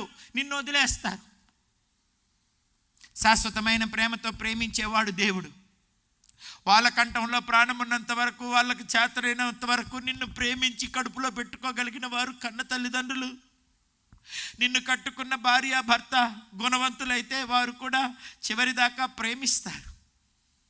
వీళ్ళను వదిలేసి లోకంలో స్నేహితులతో సరదాలు తీర్చుకుంటా, అక్రమ సంబంధాలలో అన్యాయంగా బ్రతుకుతా, అన్యాయమైన ధనం కోసం అక్రమాలు చేస్తూ ఉంటే నష్టపోతుంది నీ ఆత్మ. దేవుడు తీర్పు తీరుస్తాడు. ఆయన వచ్చేటప్పుడు ఆయన ప్రతిఫలము ఇస్తాడు, ప్రతీకారం కూడా చేస్తాడు. ఎందుకు? ఇచ్చిన జీవితాన్ని, ఇచ్చిన అవకాశాన్ని, డబ్బులను, సమయాన్ని, తెలివితేటలను, సంపాదనను, అయిన వారిని అందరినీ నాశనం చేసినందుకు దేవుడు ఊరుకోడు. దేవుడు న్యాయవంతుడు, పక్షపాతం లేనోడు. ఎవని క్రియలను బట్టి వారికి ఆయన ప్రతిఫలం ఇస్తాడు. సత్క్రియను ఓపికగా చేయాలి, ప్రేమించాలి, సత్క్రియ చేయాలి. ఒకరినొకరు సత్క్రియలు చేయడానికి పురికొల్పుకోవాలి కానీ దుష్క్రియలు చేయడానికి పురికొల్పుకోకూడదు. కొంతమంది వాడు తాగుబోతాడు అయ్యాననుకో, పక్కనోని కూడా తాగుబోతుని చేస్తాడు. నేను నాశనం అయితే కుదరదా? నువ్వు నాశనం అయితే కుదరదా? పక్కనోళ్ళు కూడా నాశనం అవ్వాలా? నీది నీతో ఉంచుకోవచ్చు కదా. ఉంచుకోరు, కొంచెం వాళ్ళకంటే ఇచ్చేస్తారు. వ్యభిచారానికి అలవాటు పడ్డవారు తమ స్నేహితులను కూడా వ్యభిచారానికి నడిపిస్తారు. జోదాలకు అలవాటు పడ్డవారు తమ స్నేహితులను కూడా జోదాలకు నడిపిస్తారు. అక్రమ సంపాదనకు అలవాటు పడ్డోళ్ళు ఫ్రెండ్స్ను కూడా అక్రమ సంపాదనలోనికి తీసుకెళ్ళిపోతారు. నీ స్నేహం చేసినందుకు, నిన్ను నమ్మినందుకు, ప్రాణంగా నిన్ను ఎంచుకున్నందుకు వాళ్ళ జీవితాలను కూల్చి వాళ్ళ మీద ఆధారపడిన భార్యను, పిల్లలను నాశనం చేయటమేనా నీ పని? ప్రాణ స్నేహితులు ప్రాణాలు తోడేస్తారా? స్నేహం ఎక్కువైపోయింది. ఇప్పుడు స్నేహాలు ఎక్కువైపోయినాయి. స్నేహాలు సత్క్రియ చేయడానికి పురుకొల్పుకుంటే పర్వాలా, కానీ ఆరోగ్యాన్ని, డబ్బును పాడు చేసుకొని, బంధాలను తెంచుకొని, ఎవడి మాట వినకుండా జీవితాన్ని నిలువున కాల్చుకునేటట్లు చేస్తారా? మీ స్నేహాలతో వేటి కోసం ప్రేరేపిస్తున్నారు మీరు మనుషుల్ని? అలవాటు లేకపోయినా ఏం కాదులే, ఒక్కసారి చూడు. నీ స్నేహం జనాల్ని పాడు చేయటానికా? నీ నాశనం నీతో ఉంచుకోకుండా ఇతరులను నాశనం చేస్తున్నావా? దేవుడు అక్కడ ఉన్నాడు, తీర్పు తీరుస్తాడన్న గ్రహింపు లేకుండా ఉన్నామా మనం? నా స్నేహితుడు ఒకడు నన్ను 8వ తరగతి దాకా నాకు సినిమాలే తెలియకపోతే సినిమాలకు పోవడానికి నన్ను ప్రేరేపించి 3 రోజులు అన్నం తినలేదండి వాడు. నువ్వు సినిమాకి వస్తే నేను అన్నం తింటానని పస్తున్నాడు. దైవ భయంతో అక్క నన్ను సండే స్కూల్లో చక్కగా పెంచి పెద్ద చేస్తుంటే, దైవజనులు దైవవాక్యం చెబుతుంటే సినిమాలు చూస్తే పాడైపోతావురా, నాశనమైపోతావురా, లేనిపోని అని నేర్చుకుంటావురా, చూడొద్దురా అని వాళ్ళు 7వ తరగతి దాకా నన్ను కాపాడితే 8వ తరగతిలో వీడు 3 రోజులు అన్నం తినకుండా నా మీద పట్టుబట్టి సినిమాకు తీసుకుపోయాడు. నేను చూస్తుంటే నువ్వు చూడవా? మన ఇద్దరం ఫ్రెండ్స్ కాదా? రావా? రాకపోతే తిననన్నాడు, ఒట్టిదే అనుకున్నాను. నిజంగానే తినలేదు వాడు 3 రోజులు. వీడి మీద నా మీద వీడికి ఎంత ప్రేమ అనుకున్నాను నేను. ఆడి కోసమైనా పోవాలనుకున్నాను.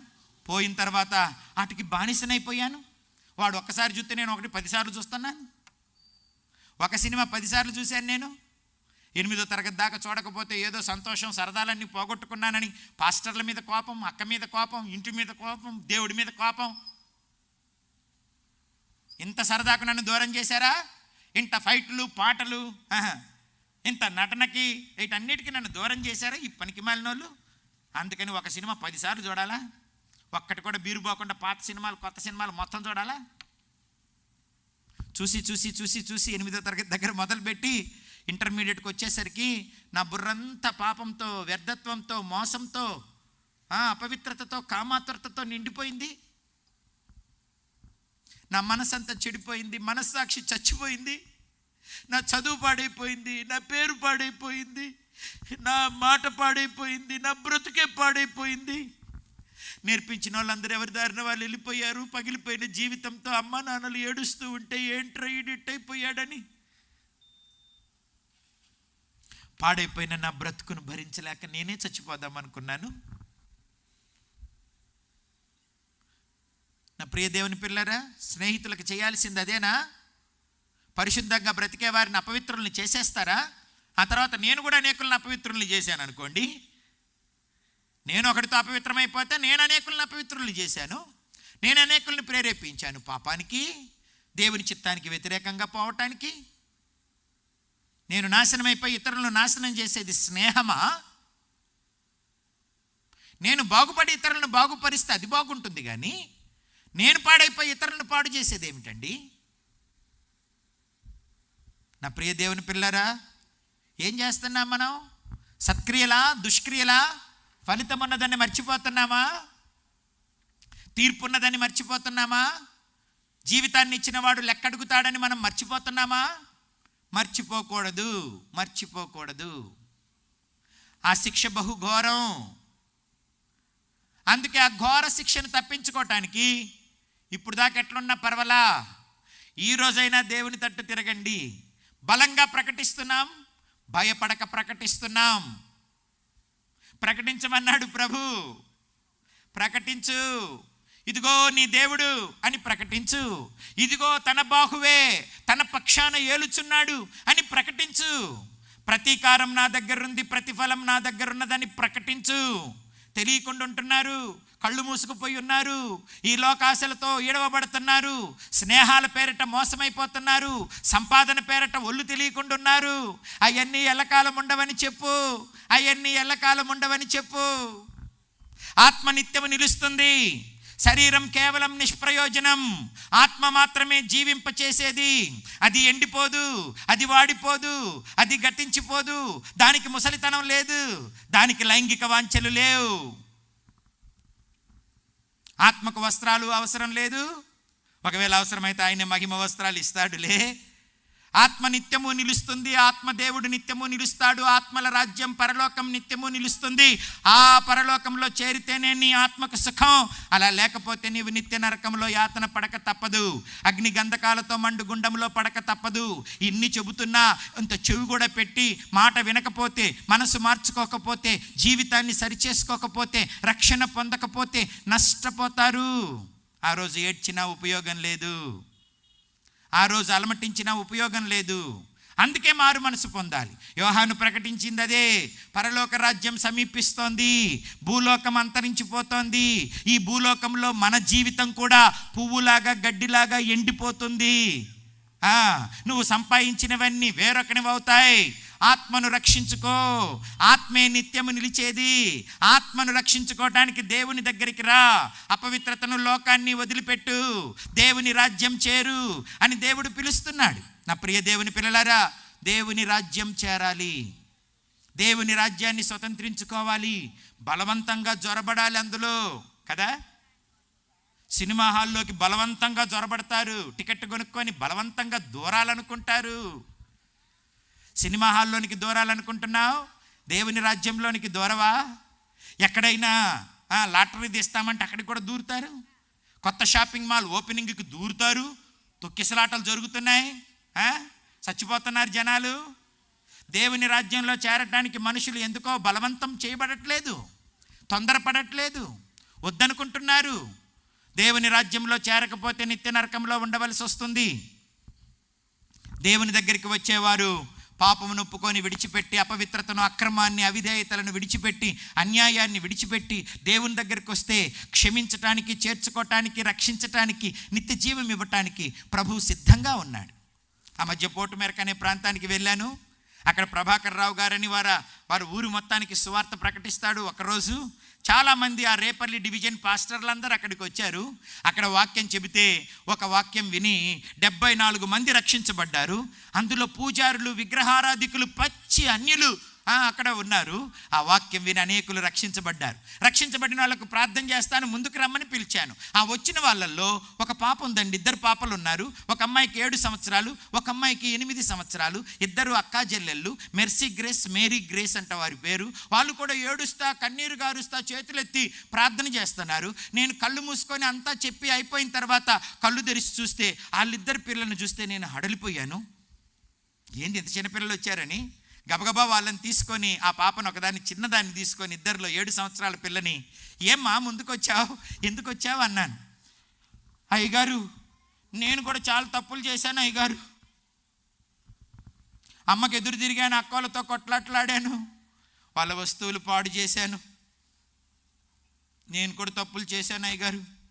యేసయ్య నా పాపం కోసం కూడా చచ్చిపోయాడు కదా అయ్యగారు. యేసయ్యను రక్షకునిగా అంగీకరించి నా తప్పులు ఒప్పుకొని యేసయ్య కోసం పరిశుద్ధంగా బ్రతకకపోతే నేను నరకానికి వెళ్ళిపోతాను కదా అయ్యగారు. యేసయ్య బాధపడతాడు కదా అయ్యగారు. యేసయ్య శిలువ త్యాగం నా జీవితంలో వ్యర్థమైపోద్ది కదా అయ్యగారు. అందుకని పశ్చాత్తాపడి ప్రభువుతో చెబుతున్నా, ఇంక నేనేం తప్పు చేయను, నీకు బాధ కలిగించను, నన్ను క్షమించమని నేను అడుగుతున్నాను అయ్యగారు. అందుకే ఏడుస్తున్నా. యేసయ్య నా కొరకు సిలువలో ప్రాణం అర్పించినందుకు బాధపడి యేసయ్యతో మాట్లాడుతున్నాను అయ్యగారు అనింది. అబ్బా, ఇన్ని సంవత్సరాలు 32 సంవత్సరాల నుంచి సేవ చేస్తున్నాను, కానీ ఆ పిల్ల చెప్పిన 7 సంవత్సరాల పిల్ల చెప్పిన ఆ మాటకి నాకు చాలా ఆశ్చర్యం అనిపించిందండి. ఇక చాలరా నా జీవితానికి ఇంత ప్రయాసపడినందుకు అని అనుకున్నాను. ఆ తర్వాత ఎప్పుడైతే నేను ఆ అమ్మాయితో మాట్లాడుతున్నానో వాళ్ళ నాన్న వెనకనే ఉన్నారు. గబగబా వచ్చారు. ఆయన పేరు వల్కన్ రాజ్. ఆ పాస్టర్ గారు వచ్చి, వాళ్ళిద్దరు నా పిల్లలేనండి అన్నాడు. నాకు 4 పిల్లలండి, 2 ఆల్రెడీ మారు మనసు బాప్తిస్మం తీసుకున్నారండి, వీళ్ళిద్దరు కూడా రక్షణ పొందారండి. అబ్బా, ఇక నా జీవితానికి చాలండి అంటున్నాడు. ఏదో పెళ్ళిళ్ళు చేసి, పురుడులు పోసి, ఆస్తులు ఇచ్చి, చదువులు చెప్పి, ఉద్యోగాలు వచ్చి వాళ్ళ కాళ్ళ మీద అలా నిలబెట్టినంత సాటిస్ఫాక్షన్ అనమాట ఆయనకి. ఇక చాలండి నా జీవితానికి అంటున్నాడు. నేను అన్నాను, ఏంటండి ఏందో అన్ని బాధ్యతలు అయిపోయినట్టు ఇక చాలండి అంటున్నారు? ఆ బాధ్యతలన్నీ దేవుడు చూసుకుంటాడులేండి. వాళ్ళు రక్షించబడ్డారు, అంతే చాలు. దేవుని దగ్గర సరి చేసుకున్నారు, అంతే చాలు. మారు మనసు గురించిన గ్రహింపు వచ్చింది, అంతే చాలు. నేనున్నా లేకపోయినా దేవుడు వాళ్ళని చూస్తాడులేండి, ఇక చాలండి అన్నాడు. ఆయన సాటిస్ఫాక్షన్ చూస్తే నాకు చాలా సంతోషం అనిపించింది. కొంతమంది చదువుల గురించి, పెళ్ళిళ్ళ గురించి, ఆస్తుల గురించి, వారి భవిష్యత్తు గురించి దిగులు పడినంత వాళ్ళ రక్షణ గురించి దిగులు పడరు తల్లిదండ్రులు. వీళ్ళు రక్షణ పొంది ఉంటారు, కానీ వాళ్ళ పిల్లల గురించి అది ఆలోచించరు. చదువు కావాల్సిందే, పెళ్ళి కావాల్సిందే, ఆస్తిపాస్తులు కావాల్సిందే, వద్దని నేను అనను. సమృద్ధి అయిన సంపాదన కావాల్సిందే, వద్దని నేను అనను. కానీ వాళ్ళకి రక్షణ కావాలి కదా. వాళ్ళు ఎప్పుడు మరణిస్తారో తెలియదు కదా. వారి రక్షణ గురించి మీరు ఎందుకు బలవంతం చేయట్లేదు? ఎవరికి వారు వ్యక్తిగతంగా కూడా ఎందుకు దేవుని రాజ్యంలోనికి బలవంతంగా జొరబడట్లేదు? కొత్త షాపింగ్ మాల్లో బట్టల కోసం జొరబడ్డట్టు, లాటరీ దాంట్లో వస్తుందో రాదో తెలియదు అక్కడికి జొరబడినట్టు, సినిమా హాల్లోకి జొరబడినట్లు, అపవిత్రమైన స్థలాలకు, మద్యపానాలకు జొరబడినట్లు ఎందుకు దేవుని రాజ్యంలోనికి జొరబడరు? బలవంతంగా జొరబడాలి. నా ప్రియ దేవుని పిల్లారా, దేవుని రాజ్యంలోనికి బలవంతంగా వస్తున్నారా? బలవంతం చేసినా రావట్లేదా? కొంతమంది పదరా పదరా పదరా అంటుంటే, వదిరా, నాకు తెలీదా, నువ్వు నాకు చెప్పాలా? నన్ను విసిగిస్తే మళ్ళీ ఊరుకోండి, మళ్ళా నేను చేయను ప్రార్థన, నేను చదవను వాక్యం, నేను రాను మందిరానికి.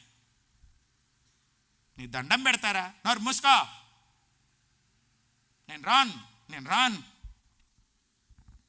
ఎందుకంటే అంత మూర్ఖత్వం?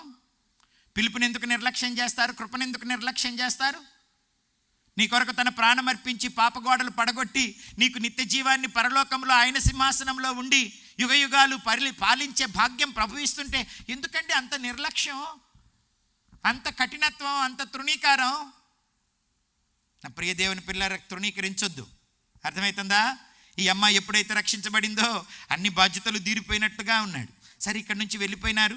వాళ్ళ నాన్న థ్యాంక్స్ చెప్పి, ఆ పాప థ్యాంక్స్ చెప్పి వెళ్ళిపోయినారు. ఇంటికి వెళ్ళిన తర్వాత ఒక వారం రోజులకేమో వల్కన్ రాజు గారు ఆ అమ్మాయి బర్త్డే వస్తే, ఈసారి నీ బర్త్డేకి నేనేం చేయాలా అని అడిగాడట. అంటే ఏం డ్రెస్ తేవాలా, ఏమన్నా షూ కావాలా, చెప్పులు కావాలా, ఏం కావాలని అడుగుతున్నాడు. అప్పుడు ఆ అమ్మాయి అంటదంట, డాడీ ఈసారి నా బర్త్డేకి షూ వద్దు, బట్టలు వద్దు, కేక్ వద్దు, ఏ ఫంక్షన్ వద్దు, నాకు బాప్తిస్మం ఇప్పించండి డాడీ అనిందట. నాకు బాప్తిస్మం ఇప్పించండి డాడీ. 7 సంవత్సరాలు 10వ తరగతి దాకా ఆగు. 7 సంవత్సరాలకి ఏం బాప్తిస్మం అమ్మాయి? సరే మారు మనసు పొందావు, ప్రభు దగ్గర ఒప్పుకున్నావు, చెయ్యెత్తావు, ఓకే. బాప్తిస్మం ఇప్పుడే ఎందుకు?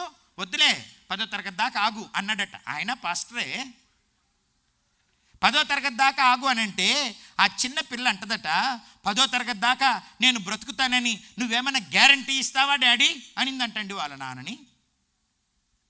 10వ తరగతి దాకా నేను బ్రతుకుతానని నువ్వు గ్యారంటీ ఇస్తావా డాడీ? అయినా మంచి చదువు చెప్పిస్తారు, మంచి బట్టలు ఇస్తారు, బంగారం ఇస్తారు, వస్తువులు, స్థలాలు, పొలాలు, ఇళ్ళు మొత్తం మా పేరున రిజిస్టర్లు చేపిస్తారు. మా ఆత్మకు రక్షణను అడుగుతుంటే 10వ తరగతి దాకా అంటావేంటి డాడీ?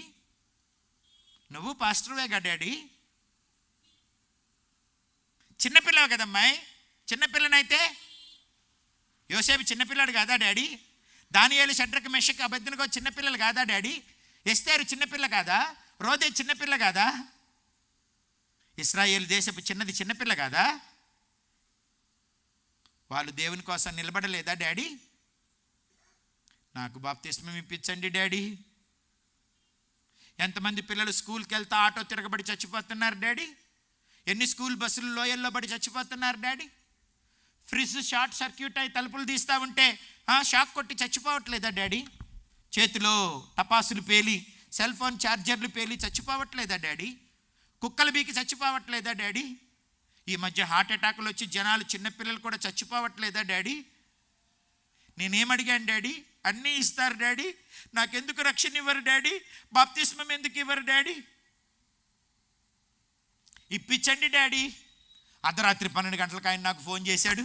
మా అమ్మాయి ఇట్ట మాట్లాడుతుందండి, సిర్లయ్య గారిని పిలిపించండి డాడీ, నాకు బాప్తిస్మం ఇప్పించండి డాడీ అంటుందట. అయ్యగారు మా పాప ఇట్లా అడుగుతుంది, ఏం చేయమంటారు? నేను అన్నాను, కాళ్ళు గడిగి నెత్తిన పోసుకుందాం అందరం. 60 సంవత్సరాలు 50 సంవత్సరాలు వచ్చి ఒకసారి గుండె గంట కొట్టిన హార్ట్ అటాక్ ఫస్ట్ టైం. మారు మనసు పొందమంటే, బాప్తిస్మం తీసుకోమంటే, దేవుని సన్నిధికి రమ్మంటే నిర్లక్ష్యం చేస్తున్న రోజుల్లో 7 సంవత్సరాల పిల్ల నేను బాప్తిస్మం తీసుకుంటా, ఎప్పుడు చచ్చిపోతామో తెలియదు కదా, నాతోటోళ్ళు చాలామంది చచ్చిపోతున్నారు కదా, అన్నీ ఇస్తారు, నాకు రక్షణ ఇప్పించండి, బాప్తిస్మం ఇప్పించండి, పరలోకంలో చేరుతా, ప్లీజ్ డాడీ అని అంటుంటే నిర్లక్ష్యం ఎందుకు చేయాలండి? నేను వస్తా, నేను ఇస్తా అన్నాను. జార్జిపేటలో అవనిగడ్డ దగ్గర వాళ్ళు మీటింగ్ పెట్టారు. మీటింగ్ అయిపోయింది. ఆ మీటింగ్లో వాళ్ళ ఊరిలో ఒక దేవతకు గుడిగట్టి పూజలు చేసి దేవుని సేవకుల్ని ఎదిరించే ఒక వ్యక్తి ఈ అమ్మాయి బాప్తిస్మం రోజున వెళ్ళి సువార్త చెబుతుంటే ఆయన ప్రభువుని నమ్ముకున్నాడండి. వచ్చి కాళ్ళ మీద పడుతున్నాడు. నేను అన్నాను, అయ్యా లేకంటే అలా కాళ్ళ మీద పడకూడదు అని చెప్పాను. లేదు బాబు, ఆ గుడి నేనే కట్టించా, ఎన్నోసార్లు పాస్టర్లు వాక్యం చదువుతుంటే అడ్డు తగిలా, బూతులు తిట్టా, కష్టపెట్టా, పరిచర్యను ఆటంకపరిచా. బాబు చచ్చిపోతే నా ఆత్మకు రక్షణ కావాలి బాబు. ఇంత ప్రేమగల్లోడు, ఇంత పాప విమోచకుడు, ఇంత శాప విమోచకుడు నాకు అర్థం కాలేదు బాబు, నన్ను క్షమించండి అన్నాడు. ఇప్పుడు వాళ్ళ ఊరి జార్జిపేటలో ఆయన కట్టించిన గుడిని ఆయనే మూసేసేసి మందిరానికి వచ్చి బాప్తిస్మం తీసుకొని ప్రభువును వెంబడిస్తున్నాడు. చప్పట్లు గట్టిగా దేవునికి స్తోత్రం చెప్పాలి. నా ప్రియ దేవుని పిల్లరే, బాప్తిస్మం అయిపోయిన తర్వాత, అది వాక్యం అయిపోయిన తర్వాత ఈ పాపను తీసుకొని వాళ్ళ నాన్న నేను ఆ పక్కనే ఉన్న చెరువులోకి వెళ్ళాము. చూడండి అది ఎంత బుడ్డగుందో, ఎక్కడ గుంటలు ఉన్నాయో, ఎక్కడ పూడుందో, గబక్కన లోపల ఇరుక్కుపోద్దేమోనని ఆ పిల్లని తీసుకొని మెల్లగా ఎత్తుకొని లోపల చెరువులోకి తీసుకెళ్ళి ఆ అమ్మాయిని అడిగి బాప్తిస్మం ఇచ్చాను. అయిపోయిన తర్వాత చెరువులో నుంచి బయటకు వచ్చాం. నేనేమో తడి బట్టలతోనే ఉన్నాను, కారు ఎక్కుదామని. ఆ పాప వెంటనే ఆ ప్రక్కనే టవల్లో అడ్డం పెట్టుకొని బట్టలు మార్చుకొని తెల్ల గౌన్ వేసుకొని దేవదూతలాగా ఉంది ఆ పిల్ల. నేను ఇటు తిరిగి కారు ఎక్కబోతుంటే వచ్చి నన్ను ఇటు తాకింది. ఎవరా అని ఇటు చూస్తే ఈ పాప ఎంత కృతజ్ఞతతో 2 చేతులు జోడించి నా వైపు తిరిగి, అయ్యగారు థ్యాంక్స్ అయ్యగారు అనింది. నేను అన్నాను, ఎందుకు గ్రేస్ అన్నాను. పోటు మేరకొచ్చి నేను ఎన్ని తప్పులు చేస్తున్నానో నాకు తెలియచేసి ఆ పాపాల వల్ల నరకం వచ్చిద్దని, ఆ నరక శిక్షను తప్పించడానికి యేసు నా కొరకు సిలువలో బలయ్యాడని నాకు రక్షణ మార్గం బోధించారు కదా అయ్యగారు. నాన్న బాప్తిస్మం ఇవ్వటానికి వెనక ముందు ఆలోచిస్తుంటే నా వయసును బట్టి నన్ను ప్రోత్సహించి వచ్చి నాకు బాప్తిస్మం ఇచ్చారు కదా అయ్యగారు, అందుకు మీకు చాలా థ్యాంక్స్ అయ్యగారు. అయ్యగారు మీకేమైనా ఇవ్వాలనుంది, కానీ ఇవ్వటానికి నా దగ్గర ఏం లేవు, కానీ మీకు నేనేమి ఇవ్వగలను అయ్యగారు. అందుకే కృతజ్ఞతతో మీరు అంగీకరిస్తే మీ చేతి మీద ఒక్క ముద్దు పెట్టుకుంటాను అయ్యగారు, ఒక్క ముద్దు పెట్టుకుంటా అయ్యగారు. అబ్బా, ఆ పిల్లని చూస్తుంటే నాకు చాలా సంతోషం అనిపించింది. ఒక్క ముద్దేం కర్మమ్మ, పెట్టుకో అని ఇచ్చాను. మొత్తం ఇట పెట్టేస్తుంది ముద్దులు. మెర్సీ గ్రేస్, నిన్ను నేను కూడా ముద్దు పెట్టుకోనా అన్నాను. అంత భాగ్యమా అయ్యగారు, అంత భాగ్యమా అయ్యగారు. ఆ పిల్ల ఇంత పట్టుకుంటే నేను వంగి ఆ పిల్ల నడినెత్తి మీద ముద్దు పెట్టాను. ఆ పిల్ల ఇంకొక మాట అంటది, అయ్యగారు నన్ను మర్చిపోరు కదూ, అందరూ చిన్న వయసులోనే బాప్తిస్మం తీసుకుంటే జారిపోతా పడిపోతా అంటున్నారు అయ్యగారు. నిలబడేది మనమా అయ్యగారు? పనులను నిలబెడతాడు కదా అయ్యగారు, ఎస్తేరును నిలబెట్టాడు కదా అయ్యగారు, దానియేలుని నిలబెట్టాడు కదా అయ్యగారు. నన్ను కూడా చివరి దాకా నిలబెట్టమని ప్రార్థన చేయండి అయ్యగారు. అయ్యగారు చచ్చిపోతే యేసయ్య దగ్గరికి వెళ్ళి మీ సేవ కొరకు, డాడీ సేవ కొరకు, అందరి సేవ కొరకు ప్రార్థన చేస్తా. బతుకున్నాననుకో మీకులాగా అందరికీ సువార్త చెబుతాను అయ్యగారు. ఇప్పుడు నాకు బతుకున్న సంతోషమే, చచ్చిపోయినా సంతోషమే అయ్యగారు. ఇంత ధైర్యాన్ని, నిరీక్షణను ఇచ్చినందుకు చాలా థ్యాంక్స్ అయ్యగారు అంటదండి ఆ చిన్నపిల్ల, 7 సంవత్సరాల పిల్ల. నేను చెప్పానమ్మా, 32 సంవత్సరాల నుంచి సేవ చేస్తున్నాను తల్లి, నాకు 47 సంవత్సరాలు. నీలాంటి పిల్లని నేను ఎక్కడ చూడలేదమ్మా. చచ్చిపోయేదాకా నిన్ను మర్చిపోలేను పాప, చచ్చిపోయేదాకా నిన్ను మర్చిపోలేను పాప. ఇప్పటికీ 32 సంవత్సరాలుగా లక్షల మందికి సువార్త ప్రకటించాను పాప. నీకులాగా కోరుకున్న వాళ్ళని నేను ఎక్కడ చూడలేదమ్మా. నా ప్రియ దేవుని పిల్లారా, బలవంతాన జ్వరబడాలి దేవుని రాజ్యములు అని లేదా? సువార్తను నమ్మట్లేదా? నీ జీవితం యొక్క అస్థిరత్వాన్ని అర్థం చేసుకోలేకపోతున్నావా? ఏవి శాశ్వతమైనవో ఏవి అశాశ్వతమైనవో నీకు అర్థం కావట్లేదా? ప్రకటించే వారి మాట వినలేకపోతున్నావా? ఇలాంటి సువార్త కూడికలకు ఎన్నో అటెండ్ అవుతున్నావు, కానీ రక్షణ మారు మనసుకు దూరంగా ఉన్నావా? సంపూర్ణమైన రక్షణ, బాప్తిస్మము, ఆ నిశ్చయతకు దూరంగా ఉన్నావా? ఇన్ని రోజులు నిర్లక్ష్యం చేసావేమో. ఇప్పుడైనా ఒకసారి ఈ మీటింగ్స్ అయిపోయిన తర్వాత దేవుని దగ్గరికి వస్తారా? మారు మనసు పొందుతారా? మీ దోషాలను వదిలిపెడతారా? ప్రతీకారాన్ని పొందకుండా ప్రతిఫలాన్ని పొందుకోవటానికి ప్రభువుకు అవకాశం ఇస్తారా? చనిపోయినా అప్పుడు మనకు సంతోషమే, బ్రతుకున్నా అప్పుడు మనకు సంతోషమే. నా ప్రియ దేవుని పిల్లలారా, ఈ సువార్తను మీరు నమ్మాలి. ఆనాటి నుంచి ఈనాటి వరకు సువార్త ప్రకటించబడుతుంది. ప్రకటించబడితే మాత్రం నమ్మిన వారెందరూ? నమ్మట్లేదు కొంతమంది. వారికి ప్రకటించబడింది బూదిగంతముల వరకు ఈ సువార్త వెళ్ళిందట, కానీ చాలామంది లోబడట్లేదు. లోబడని గుంపులో ఉండొద్దు. దయచేసి దేవుని దగ్గరికి రండి. రోమీయులకు రాసిన పత్రిక ఒకసారి చూడండి. రోమీయులకు రాసిన పత్రిక 10వ అధ్యాయము. రోమీయులకు రాసిన పత్రిక 10వ అధ్యాయము. రేపు నీది కాదు, రేపేమి సంభవించునో నీకు తెలియదు. మన జీవమే పాటిది, అంతలో కనపడి అంతలో మాయమైపోవు ఆవిరి వంటి వారమే. రోమా 10:10. 9వ వచనం. అదేమనగా, యేసు ప్రభువని నీ నోటితో ఒప్పుకొని దేవుడు మృతులలో నుండి ఆయనను లేపనని నీ హృదయం అందు విశ్వసించిన ఎడల నీవు రక్షింపబడుదువు. ఏలయనగా నీతి కలుగునట్లు మనుషుడు హృదయంలో విశ్వసించును, రక్షణ కలుగునట్లు నోటితో ఒప్పుకొనును. ఏమనగా, ఆయన యందు విశ్వాసముంచు వాడెవడును సిగ్గుపడడని లేఖనం చెప్పుచున్నది. యూదుడని గ్రీసు దేశస్థుడని భేదం లేదు, ఒక్క ప్రభువే అందరికీ ప్రభు అయ్యుండి తనకు ప్రార్థన చేయు వారందరి ఎడల కృపచూపుటకు ఐశ్వర్యవంతుడై ఉన్నాడు. ఎందుకనగా, ప్రభువు నామమును బట్టి ప్రార్థన చేయు వాడెవడో వాడు రక్షించబడును. వారు విశ్వసింపని వానికి ఎట్లు ప్రార్థన చేయుదురు? వినని వానిని ఎట్లు విశ్వసించుదురు? ప్రకటించువాడు లేకుండా వారెట్లు విందురు? ప్రకటించువారు పంపబడిన ఎడల ఎట్లు ప్రకటించుదురు? ఇందు విషయమై ఉత్తమమైన వాటిని గూర్చిన సువార్త ప్రకటించు వారి పాదములెంతో సుందరమైనవి అని వ్రాయబడి ఉన్నది. అయినను అందరూ సువార్తకు లోబడలేదు. ప్రభువా, మేము తెలియజేసిన సమాచారం ఎవడు నమ్మెను అని యెషయా చెప్పుచున్నాడు కదా. కాగా వినుట వలన విశ్వాసము కలుగును, వినుట క్రీస్తును గూర్చిన మాట వలన కలుగును. అయినను నేను చెప్పున్నది ఏమనగా, వారు వినలేదా? విన్నారు కదా. వారి స్వరము భూలోకమందంతటికిని, వారి మాటలు భూదిగంతముల వరకును బయలు వెళ్ళెను. నా ప్రియ దేవుని పిల్లరా, ప్రతి భాషలో దేవుని సువార్త ప్రకటించబడుతోంది. ప్రతి ప్రాంతానికి దేవుని సువార్త ప్రకటించబడుతోంది. ఈ అధునాతనమైన పరికరాలు వచ్చిన తర్వాత ప్రపంచమంతా యూట్యూబుల్లో దేవుని వాక్యం గిరా గిరా తిరుగుతోంది. వాక్యం వినటానికి నీకు ఎంత దూరంలో ఉందండి? ఒక క్లిక్ దూరంలోనే వాక్యం ఉంది. కానీ ఎన్ని వాక్యాలు విన్నా నువ్వు దేవుని రాజ్యాన్ని పొందాలా, అపవిత్రతను అతిక్రమాన్ని విడిచిపెట్టాలా, ప్రభువే ముఖ్యం, ఆత్మే ముఖ్యం, నిత్యనాశనాన్ని తప్పించుకోవటమే ముఖ్యం, పరలోకం చేరటమే ముఖ్యం, అది అయిపోయిన తర్వాతే ఏదైనా అనే ఒక అవగాహనలోనికి రాకపోతే ఎలా చెప్పండి? ఎంతకాలం ఇలా చెప్పండి? ఎందుకు కృపను దుర్వినియోగం చేస్తారో చెప్పండి. నా ప్రియ దేవుని పిల్లరా, ప్రభువు దగ్గరికి రావాలి. వింటున్నారు, విధేయత చూపించట్లా, లోబడట్లా, దేవుని దగ్గరికి రావట్లా. మెర్సీ గ్రేస్ మనందరికీ ఒక ఆదర్శం అని నేను అనుకుంటున్నా. ఈ పాప అనుభవం వచ్చిన తర్వాత సాధ్యమైనన్ని చోట్ల చెబుతున్నాను. నా ప్రియ దేవుని పిల్లరా, ఈ పాప సాక్ష్యం ఎన్నోళ్ళు చాలామంది రక్షణ పొందటానికి, బాప్తిస్మం పొందటానికి నిర్ణయించుకున్నారు.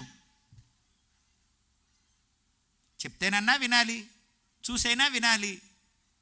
ఎన్ని చెప్పినా, ఏం చెప్పినా, ఎన్ని చూపినా, ఎన్ని ఉదాహరణలు చెప్పినా నీవు రక్షించబడకుండా రేపు చూద్దాం, ఎల్లుండి చూద్దామంటే ఎట్లాగండి? వచ్చే సంవత్సరం చూద్దామంటే ఎట్లాగండి? అనొద్దు, వాయిదాలు వేయొద్దు. ఇదే అనుకూల సమయం, ఇదే రక్షణ దినం. ప్రభు దగ్గరికి రావాలా? దయచేసి ఇప్పుడు నేను అడగను, అడిగితే ఎన్ని చేతులు లెగుస్తాయో నాకు తెలియదు.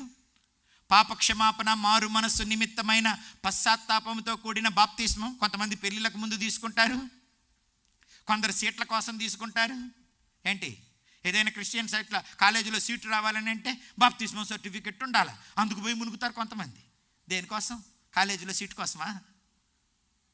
కొన్ని సంఘాలలో బాప్తిస్మం తీసుకోకపోతే వాళ్ళ సంఘాల్లో పెళ్లి చేయరు. అందుకని పెళ్లి కోసం కొందరు బాప్తిస్మం తీసుకుంటారు. రోగాలు పోవటానికి కొంతమంది బాప్తిస్మం తీసుకుంటారు. అదేందో పప్పు బెల్లంలాగా కాదు. పశ్చాత్తాపంతో, పరివర్తనతో, అక్రమాన్ని వదిలిపెట్టి, అపవిత్రతను వదిలిపెట్టి, పాపాన్ని వదిలిపెట్టి, దుర్నీతిని వదిలిపెట్టి, భక్తిహీనతను వదిలిపెట్టి, లోకాశలను వదిలిపెట్టి, నిన్ను నాశనం చేసే స్నేహాలను వదిలిపెట్టి నువ్వు పాప క్షమాపణ నిమిత్తమైన బాప్తిస్మం తీసుకోవాలి. పశ్చాత్తాపడి పాపాలు ఒప్పుకొని ప్రభు సన్నిధిలోనికి రావాలి. పాపానికి సిలువ వేయబడాలి, నీతి కొరకు జీవించాలి. అందుకు బాప్తిస్మం తీసుకోవాలి. చదువుల కోసం, పెళ్ళిళ్ళ కోసం, స్వస్థతల కోసం కాదు. రక్షణ, మారు మనస్సు కొరకైన బాప్తిస్మం, పాపక్షమాపణ నిమిత్తమైన బాప్తిస్మం తీసుకోవాలి. నా ప్రియ దేవుని పిల్లరా, అలా ఎంతమంది బాప్తిస్మం తీసుకున్నారు? కొన్ని సంఘాల్లో చిన్నప్పుడే బాప్తిస్మం ఇచ్చేస్తారు. ఆ బాప్తిస్మం సరిపోద్ది అనుకుంటుంటారు కొంతమంది. నమ్మి బాప్తిస్మం పొందినవాడు రక్షించబడతాడు. అర్థమవుతుందా? పాపక్షమాపణ నిమిత్తమైన బాప్తిస్మం కావాలి. ఏదో చిన్నప్పుడు నీకు తెలియనప్పుడు బాప్తిస్మం ఇస్తే కుదరదు. నీ అంతట నువ్వు ఒప్పుకొని పశ్చాత్తాపపడి ప్రభు దగ్గరికి వచ్చి పాపక్షమాపణ నిమిత్తమైన బాప్తిస్మం నువ్వు తీసుకోవాలి. ప్రియ దేవుని పిల్లరా, దయచేసి నిర్లక్ష్యం చేయబాకండి. ప్రభువును గనక నువ్వు సంపాదించుకుంటే ఈ లోకంలో నీకు చింత లేదు. నీ జీవితం అంతా ప్రభువు నిన్ను సంరక్షిస్తాడు. మరణించినా చింత లేదు, దేవుని దగ్గరికి వెళతాం. గడ్డి పువ్వుమని మర్చిపోవద్దు, మనము గడ్డి పూలమని మర్చిపోవద్దు. అందుకే యాకోబు భక్తుడు అన్నాడు, నేడైనను రేపైనను ఒకానొక పట్టణమునికి వెళ్ళి అక్కడ 1 సంవత్సరం ఉండి వ్యాపారం చేసి లాభం సంపాదించుకుందాము రండి అని చెప్పుకుని వారులారా. రేపేమి సంభవించునో నీకు తెలియదు. నీ జీవమే పాటిది. నీవు అంతలో కనపడి అంతలో మాయమైపోవు, ఆవిరి వంటి వాడవే. దేవుడు బ్రతికించకుండా నువ్వు బ్రతకలేవు. నా ప్రియ దేవుని పిల్లలు, దేవుణ్ణే నిర్లక్ష్యం చేయొద్దు. మీకు చదువులు ఉండొచ్చు, బాధ్యతలు ఉండొచ్చు, చాలా భవిష్యత్తు ఉందని నీకు అనిపించవచ్చు. రేపేం జరుగుద్దో నీకు తెలియదు. 2015 సంవత్సరం అనుకుంటున్నాను, ముసునూరు, కృష్ణా జిల్లాలోనే నూజివీడు ప్రాంతంలో ముసునూరు అనే ఊరు వెళ్ళాను. అక్కడ ఒక స్కూల్ కరెస్పాండెంట్ మీటింగులు ఏర్పాటు చేసినాడు. ఆ మీటింగులకు 9 గంటలకల్లా మీరు ఇక్కడ ఉండాలి అయ్యగారు అన్నాడు. నేను 9 గంటలకెల్లా పోయాను. 11 గంటల దాకా నాకు మైకిలా. ఉండనా వెళ్ళిపోనా అనుకుంటా పాపం కూర్చున్నాను. ఆయన గబగబా వచ్చి సారీ అండి అంటున్నాడు. ఏంటండి 9 గంటలకు రమ్మని 11 గంటలకు మైకిస్తే నేను ఎవరికి చెప్పాలండి? ఏంటి ఇంత లేట్ అన్నాను. దయచేసి బాధపడకండి, నేను టయానికే ఇస్తానండి. కానీ ఈరోజు ఒక ఘోరం జరిగిందండి మా ఊర్లో. అతను అమెరికాలో ఉద్యోగం చేస్తున్నాడు. నెలకు లక్షల రూపాయల జీతం అంటే అతనికి 50 లక్షల కట్నం. 25 లక్షల క్యాష్, బైకు, ట్రాక్టరు, బంగారము, స్థలము, పొలము, అపార్ట్మెంట్లు, మొత్తం అంతా చాలా ఇచ్చారండి. ఒక్కటే కూతురు, ఇంకా పిల్లలు ఉన్నారు. ఆ డబ్బు కూడా తర్వాత ఇస్తామన్నారు వాళ్ళ అత్తామామలు. 3 రోజుల్లో పెళ్ళండి. వాళ్ళ అక్క నలుగేసి ఆ బిడ్డను రెడీ చేయాలనుకుంటోంది.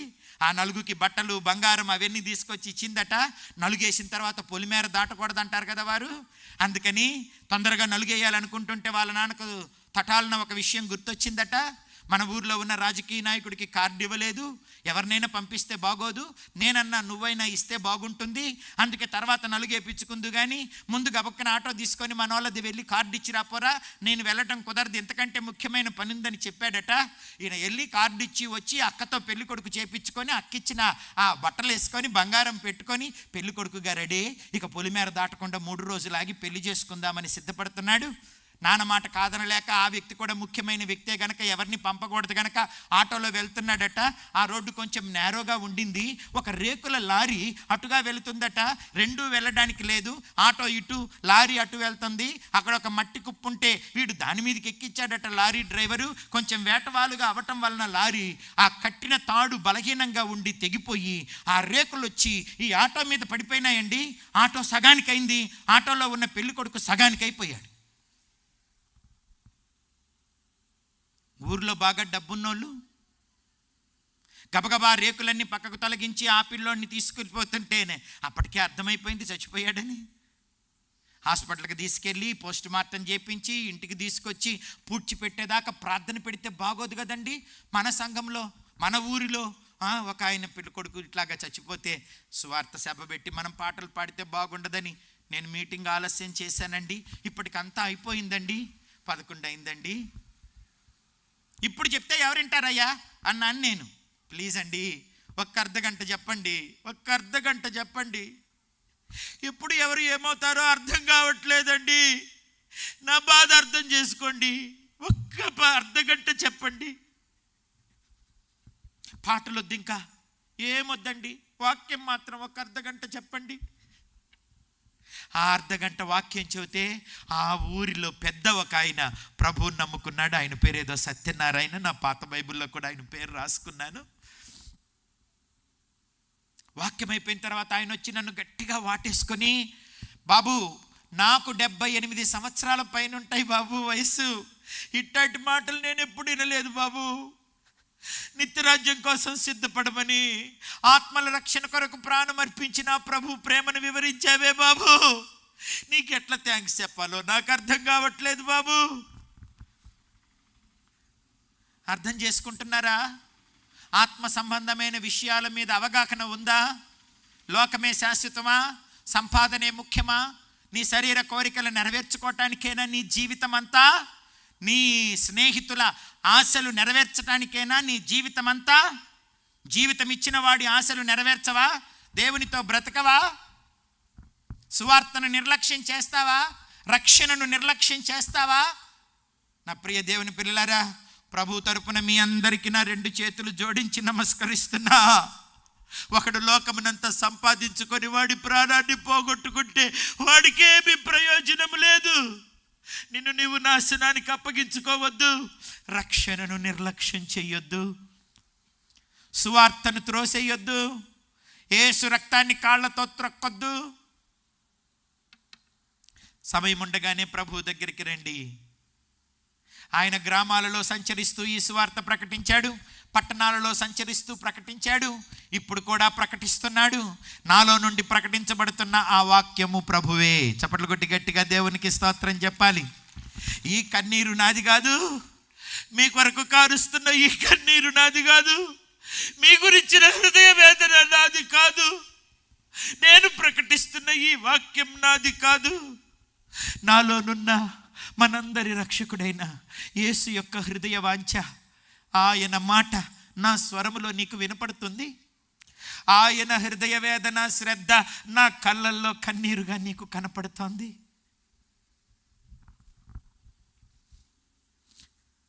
తోసేసి వెళ్ళిపోబాకండి.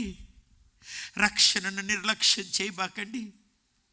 విలువైన జీవితాన్ని ప్రభువుకి అర్పించండి. ప్రభు దగ్గరికి వస్తే, ఆయన అడుగు జాడల్లో నువ్వు నడిస్తే ఆయన నీ ప్రతి వాంఛను తీరుస్తాడు. నిన్ను ఆయనే పోషిస్తాడు. కాపరియే ఆయన నిన్ను కాపాడుతాడు. ఒక భాగమే చెప్పటానికి నాకు కుదిరింది. ఇప్పుడు రెండవ భాగం చెప్పాలంటే ఇంకా ఎక్కువ టైం అవుతుంది. ఈసారి వస్తే నేను మీకు రెండవ భాగం చెబుతాను, సరేనా? అది ఏమిటి? ఆయన జన సమూహములను చూచి కాపరి లేని గొర్రెల వలె విసికి చెదరి ఉన్నందున వారి మీద కనికరపడ్డాడు అనేది 36వ వచనం. అది ఇప్పుడు ప్రారంభిస్తే ఇంకొక గంటన్నర అవుతుందేమో. చెప్పడానికి నాకు ఓపిక ఉందిలే, తెల్లారేదాకైనా చెబుతా. మీ మీదున్న నాకున్న భారం అలాంటిది. పిల్లల నుంచి వృద్ధుల దాకా మీ మీదున్న భారం అలాంటిది. ఏ తల్లి నన్ను కనిందో, ఏ తల్లి మిమ్మల్ని కనిందో నాకు తెలియదు. కులమేమిటో, మతమేమిటో, సాంప్రదాయం ఏమిటో నాకు తెలియదు. కానీ మనం వేరు వేరు పరిస్థితులకు సంబంధించిన వారమైనా మిమ్మల్ని, నన్ను, అందరినీ సృష్టించింది ఒక్కడే. అందరి కొరకు ప్రాణం అర్పించింది ఒక్కడే. అందరినీ క్షమించేది ఒక్కడే. అందరినీ తీర్పు తీర్చేది ఒక్కడే. ఆ తరువాత శిక్షించేది కూడా ఒక్కడే, రక్షించేది కూడా ఒక్కడే. ప్రాణమర్పించిన వాడు ఒక్కడే, మరణాన్ని జయించిన వాడు ఒక్కడే, పరలోకాన్ని సిద్ధం చేస్తున్నవాడు ఒక్కడే. ఆ ఒక్కడి ప్రేమ నన్ను అనుభవించాను. ఆ ఒక్కడే మనందరి రక్షకుడు గనక మీకు కూడా బోధిస్తున్నా. మనమందరం ఆయన పిల్లలము, మనమందరము సహోదరులము. రక్షణ పొందమని పిల్లల నుంచి యవనుల వరకు, వృద్ధుల వరకు బ్రతిమలాడుతున్నా. నా ప్రియ దేవుని పిల్లరా, ఈ రక్షణను నిర్లక్ష్యం చేయొద్దు. ఇంత గొప్ప రక్షణను నిర్లక్ష్యం చేస్తే నువ్వెలా తప్పించుకుంటావు? ఈ సువార్త సభలలో హృదయాన్ని ప్రభువుకి ఇవ్వాలని నేను కోరుకుంటున్నా. నా ప్రియ దేవుని పిల్లరా, వార్తను నిర్లక్ష్యం చేయొద్దు. దేవుని పిలుపును నిర్లక్ష్యం చేయొద్దు. రక్తాన్ని కాళ్ళతో తొక్కేయొద్దు. దేవుని దగ్గరికి వచ్చి రక్షించబడితే నువ్వు నూతన సృష్టిగా మార్చబడతావు. నిన్ను పాడు చేసే పరిస్థితుల నుంచి నువ్వు బయటికి రావాలా? అర్థమవుతుందా? నిన్ను నష్టం చేసే స్నేహితుల నుంచి బయటికి రావాలా? నిన్ను నాశనం చేసే దురలవాట్ల నుంచి నిన్ను అపవిత్రపరిచి, నిన్ను అన్యాయం చేసేటట్లు చేసి, నిన్ను దుర్నీతిలోనికి నడిపించే దురాశల నుంచి, అట్టి వ్యక్తుల నుంచి, అట్టి లక్షణాల నుంచి, అలవాట్ల నుంచి నువ్వు బయటికి రావాలా? అదే మారు మనసు అంటే. మారు మనసు అంటే మల్లుకొనుట. ఎటు? దేవుని వైపు మల్లుకోవడం. మారు మనసు అంటే దేవుని వైపు మల్లుకొనుట. దేవుని వైపు మల్లండి. వీపు చూపించొద్దు దేవునికి. అర్థమైందా? దేవుని దగ్గరికి వస్తే దేవుడు మిమ్ములను రక్షిస్తాడు. నా ప్రియ దేవుని పిల్లరా, దయచేసి ప్రభు దగ్గరికి రండి. ఈ మీటింగ్లు అయిపోయిన తర్వాత చాలామంది బాప్తిస్మం తీసుకున్నారని మీ సంఘస్థుల్లో, మీ సంఘ కాపర్లు చెప్తే నేను చాలా సంతోషిస్తాను. రక్షణ పొందాలి, సరేనా? శిక్షను తప్పించుకోవాలి.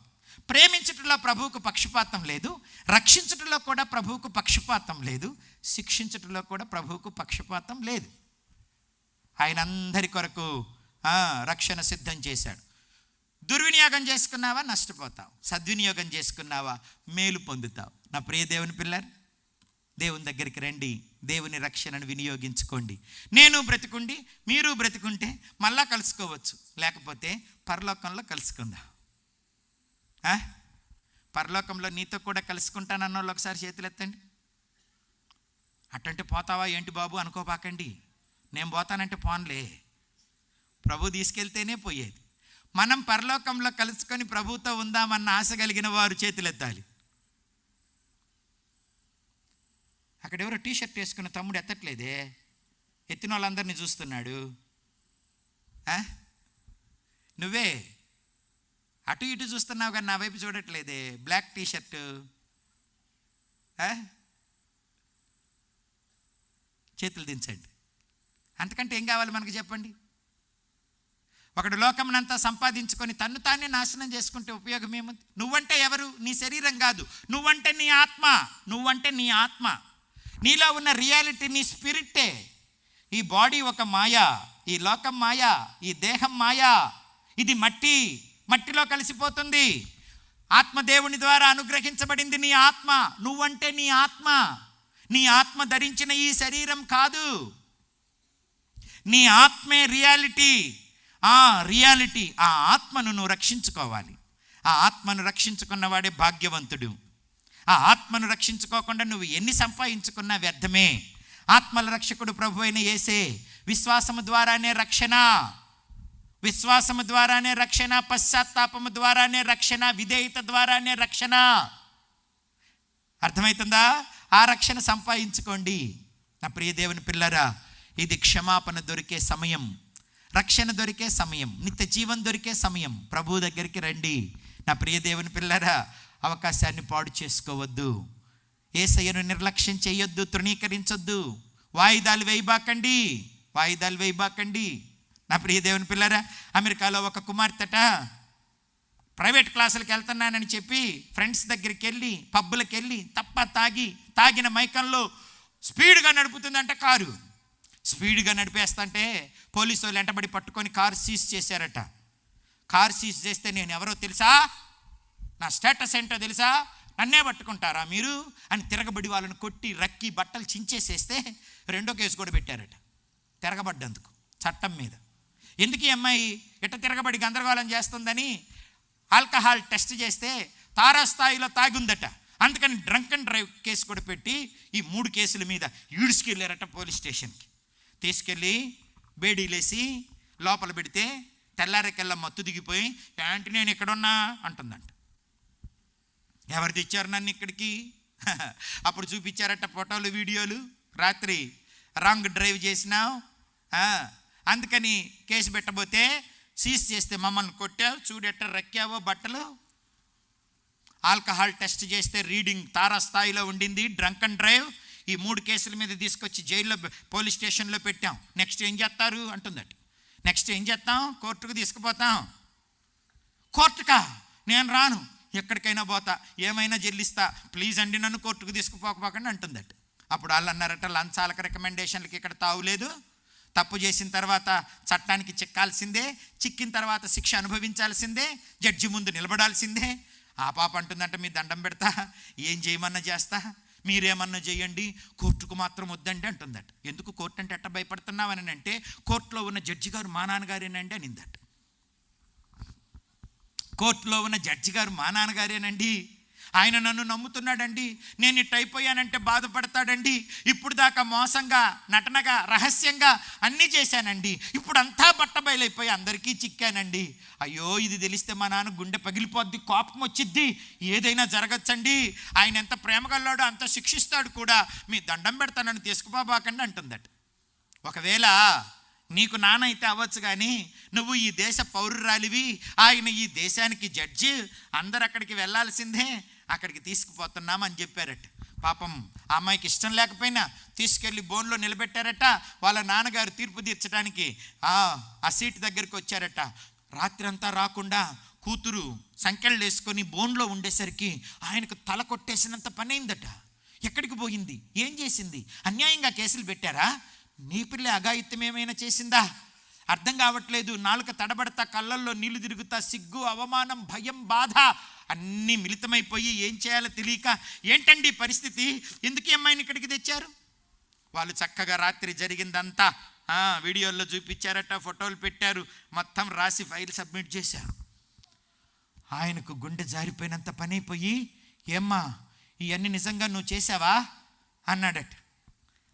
ఇప్పుడు చెయ్యనందంటే అయిపోద్దా? అక్కడికి వెళ్ళి అన్నీ రుజువైనాక సిగ్గుతో అవమానంతో ఏడుస్తూ ఆ పిల్ల తలూపిందట.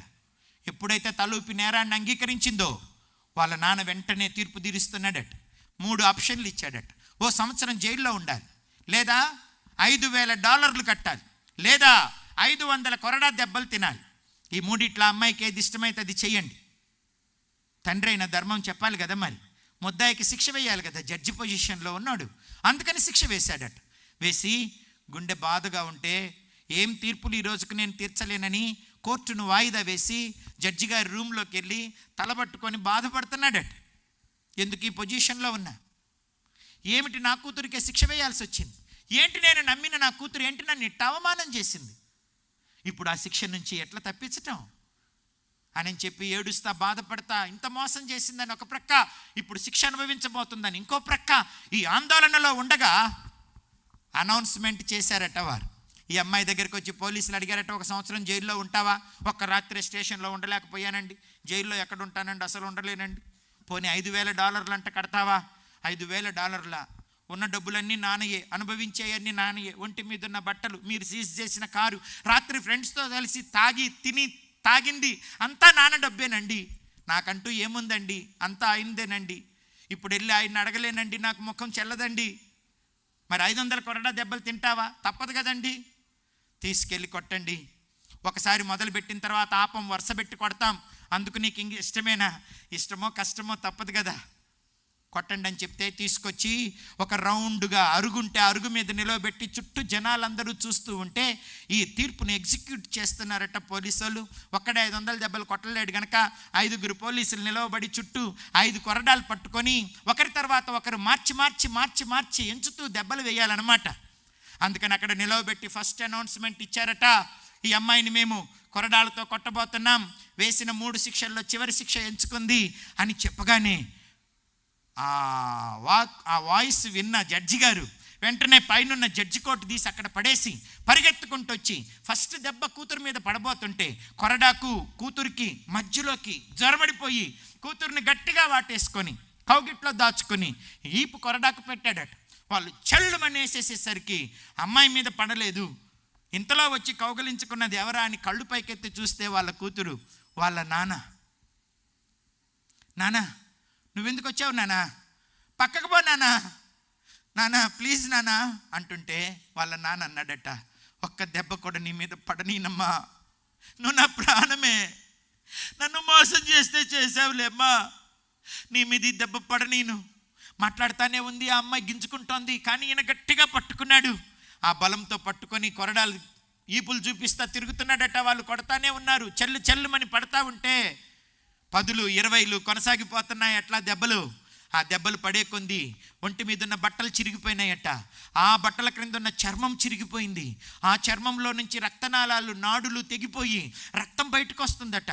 తన కాళ్ళకు తగులుతూ తను కౌగిట్లో పెట్టుకొని తనతో పాటు తిప్పుతున్న కూతురు కాళ్ళకు తగిలి, నానా రక్తం నానా నీకు తెలియట్లా?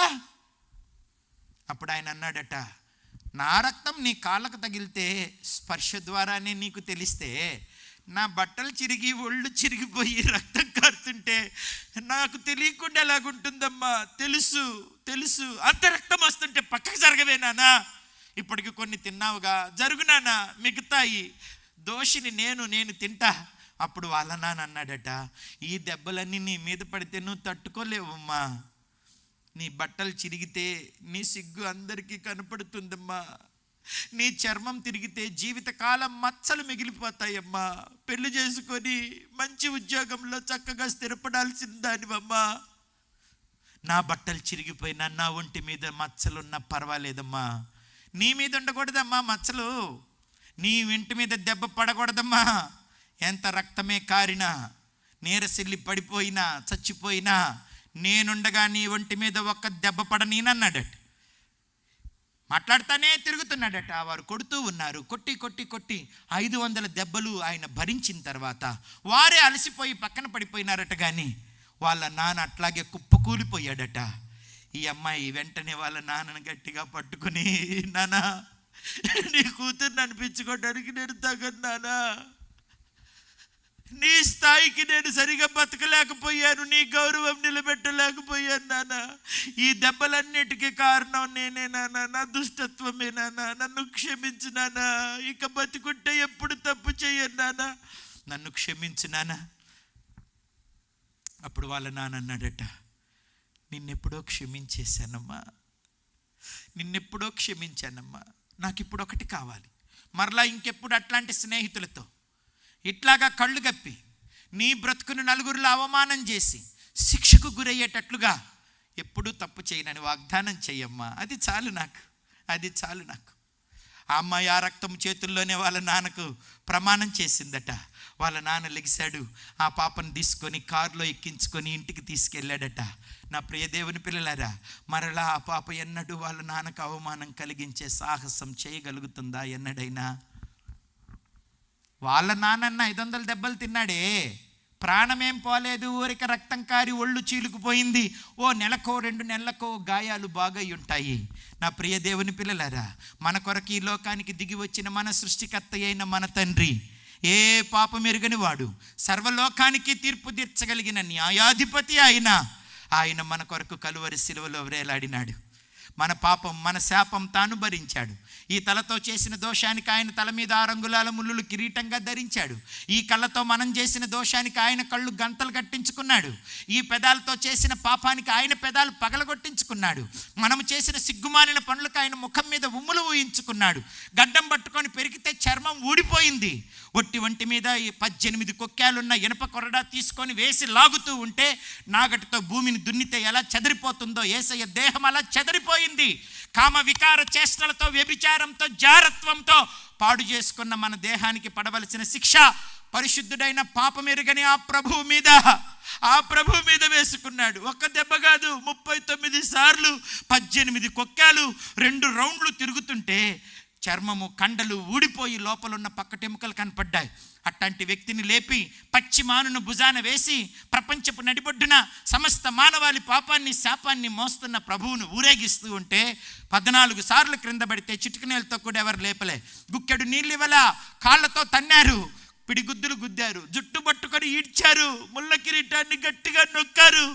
కలువరి శిలువ మీద కొండ మీదకి తీసుకువెళ్ళి మనము చేసిన ఈ చేతుల దోషాన్ని బట్టి ఆయన చేతుల్లో 8 అంగుళాల చీలలు, మనము కాళ్ళతో చేసిన దోషాన్ని బట్టి ఆయన కాళ్ళల్లో 12 అంగుళాల చీలలు కొట్టారు. అరచేతి కంటే పెద్ద బల్లాన్ని కడుపులో పొడిస్తే మత్తు పదార్థాలతో లోపలున్న అవయవాలనన్ని పాడు చేసుకున్న మన అవయవాలకు వేయవలసిన శిక్ష యేసు పొందాడు. యెషయా భక్తుడు చెబుతాడు 53వ అధ్యాయంలో, మన శిక్ష తాను భరించాడు, మన పాపం ఆయన మీద మోపబడింది, మన రోగాలు, మన వ్యసనాలు ఆయన భరించాడు. ఆయన పొందిన దెబ్బల ద్వారా మనకు స్వస్థత కలుగుచున్నది. మన కొరకు మొత్తబడ్డాడు, మన కొరకు విరువబడ్డాడు, మన కొరకు నలుపబడ్డాడు, మన కొరకు అన్యాయపు తీర్పులు పొందాడు, ఉమ్ములు భరించాడు, చివరికి మరణాన్ని భరించాడు, హేళనను భరించినాడు. అవన్నీ వాస్తవానికి మనము పొందవలసింది. మన మీదున్న ప్రేమతో ఆయన పొందాడు. అదే కృప. ఈ కృపలోనే నీకు రక్షణ, పాప క్షమాపణ. ఈ కృపను నిర్లక్ష్యం చేస్తే నీవు రక్షించబడలేవు, సరికదా శిక్షించబడతావు. అందుకే ఈ కృపామయుడైన ప్రభు దగ్గరికి వచ్చి ఆయన రక్తధారల్లో నీ దోషాలు కడుగుకొని ఆయన ఇచ్చిన అవకాశాన్ని ఉపయోగించుకొని శేష జీవితం ఆయన కొరకు బ్రతుకుతూ ఆయన రాజ్యం కొరకు ఎదురు చూడండి.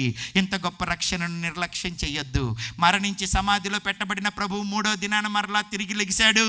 మరణం కూడా నీ మీద ప్రభుత్వం చేయకుండా ప్రభు మరణం మీద నీకు జయమిస్తున్నాడు. మరణిస్తే నీ ఆత్మకు మరుక్షణం పరలోకంలో స్థానం ఇస్తాడు. ఇంత గొప్ప రక్షణను నిర్లక్ష్యం చేయొద్దు. ఆ నిత్యరాజ్యాన్ని పోగొట్టుకోవద్దు. కాలిపోయే ఈ లోకాన్ని నమ్మొద్దు. బాబు, ఇంత చెప్పిన తర్వాత ఇంకా నిర్లక్ష్యం చేస్తానా బాబు? యేసుని వెంబడిస్తాను బాబు, ఆయనతో బతుకుతా బాబు, ఆయన కొరకు బతుకుతా బాబు, ఆయన్ని బాధ పెట్టను బాబు అన్నవారుంటే కళ్ళు మూసుకొని ప్రార్థన చేయండి. ఒక్క నిమిషం లెగిసి నిలవబడండి. ప్రార్థన చేసుకుందాం. ప్రియ దేవుని పిల్లలారా, నా బిడ్డలారా, నా తమ్ముళ్ళారా, చెల్లెల్లారా, అక్కలారా, అన్నలారా, తల్లులారా, తండ్రులారా, తాతలారా, అవ్వలారా, స్నేహితులారా, యేసు ప్రేమను వ్యర్థం చేసుకోవద్దు బాబు. దైవజనుల ప్రయాసను వ్యర్థం చేసుకోవద్దు బాబు. నాకంతా తెలుసులే అని వంచని మెడ కలిగి ఉండొద్దు బాబు. ఇప్పుడు కాదులే, తర్వాత అని అజ్ఞానంగా, అవివేకంగా వాయిదాలు వేయొద్దు బాబు. ఆత్మ చాలా ముఖ్యమైనది. ఆత్మే నిత్యం నిలిచేది. ఆ ఆత్మ నిత్య నరకాగ్నిలో యాతన పడకుండాన్నట్లు ప్రభు దగ్గరికి రండి. హృదయాన్ని ప్రభువుకి అర్పించండి. రక్షణ పొందే వారిని చూస్తుంటూనే రక్షణ పొందకుండా ఎందుకుంటావు బాబు? మరణిస్తున్న వారిని చూస్తూనే ఆ మరణం నాకొస్తే నా ఆత్మస్థితి ఏమిటి అని ఒక్క ఆలోచన చేయకుండా ఎందుకుంటున్నావు బాబు? యేసుకుని హృదయాన్ని ఇవ్వవా? 7 సంవత్సరాల మెర్సీ గ్రేస్ కొన్న ఆలోచన కూడా నీకు లేదా? యేసు రక్తాన్ని తొక్కేస్తావా? యేసు ప్రేమ చులకనైపోతుందా? దైవజనుల ప్రయాస, కన్నీరు, బ్రతిమిలాట నీకు చేతగాని తనం అనిపిస్తుందా? బ్రతుకు శాశ్వతంబు కాదు, పరికించి చూడ. కానా బ్రతికి ఉండు కాలముననే ప్రభువుని నమ్మాలి. సువార్తకు లోబడాలి, పశ్చాత్తాపపడాలి, ప్రభు చిత్తం జరిగించాలి. నిన్ను నాశనం చేసే పరిస్థితులను విడిచిపెట్టాలి. ప్రభు దగ్గరికి వస్తే నీ పాపమును, శాపమును, రోగమును, అవమానమును సమస్తమును తొలగిస్తాడు. నీ మరణాన్ని, నిత్య నాశనాన్ని తప్పిస్తాడు. నిన్ను రక్షిస్తాడు, హృదయానికి అత్తుకుంటాడు, భుజాల మీద మోస్తాడు, పరలోకం చేరుస్తాడు. ఈ లోకంలో నీతో ఉంటాడు, పరలోకంలో తనతో ఉంచుకుంటాడు. ఈ బంధం తెగిపోదు. ఆయన నీ చేయి పట్టుకొని నడిపిస్తాడు. ఇస్తావా అవకాశం ప్రభువుకి? ఇస్తానన్నయ్యా అన్నవారు ఇక్కడ ఉంటే కళ్ళు మూసుకొని ఒక్కసారి కుడి చేయి పైకెత్తుతారా? పక్కన వాళ్ళని చూడబాకు నాయనా.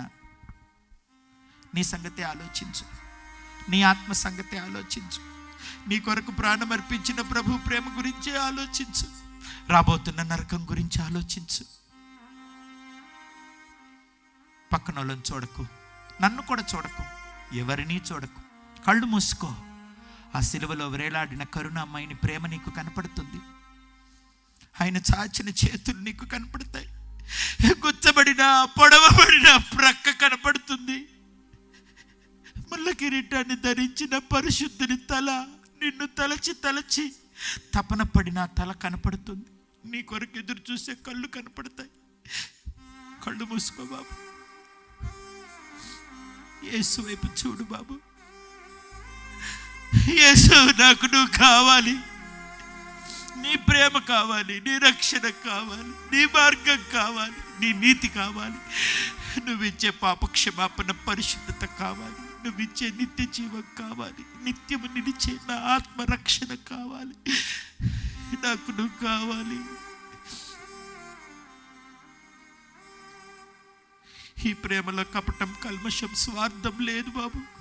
వాడుకొని వదిలేసే ప్రేమ కాదు బాబు.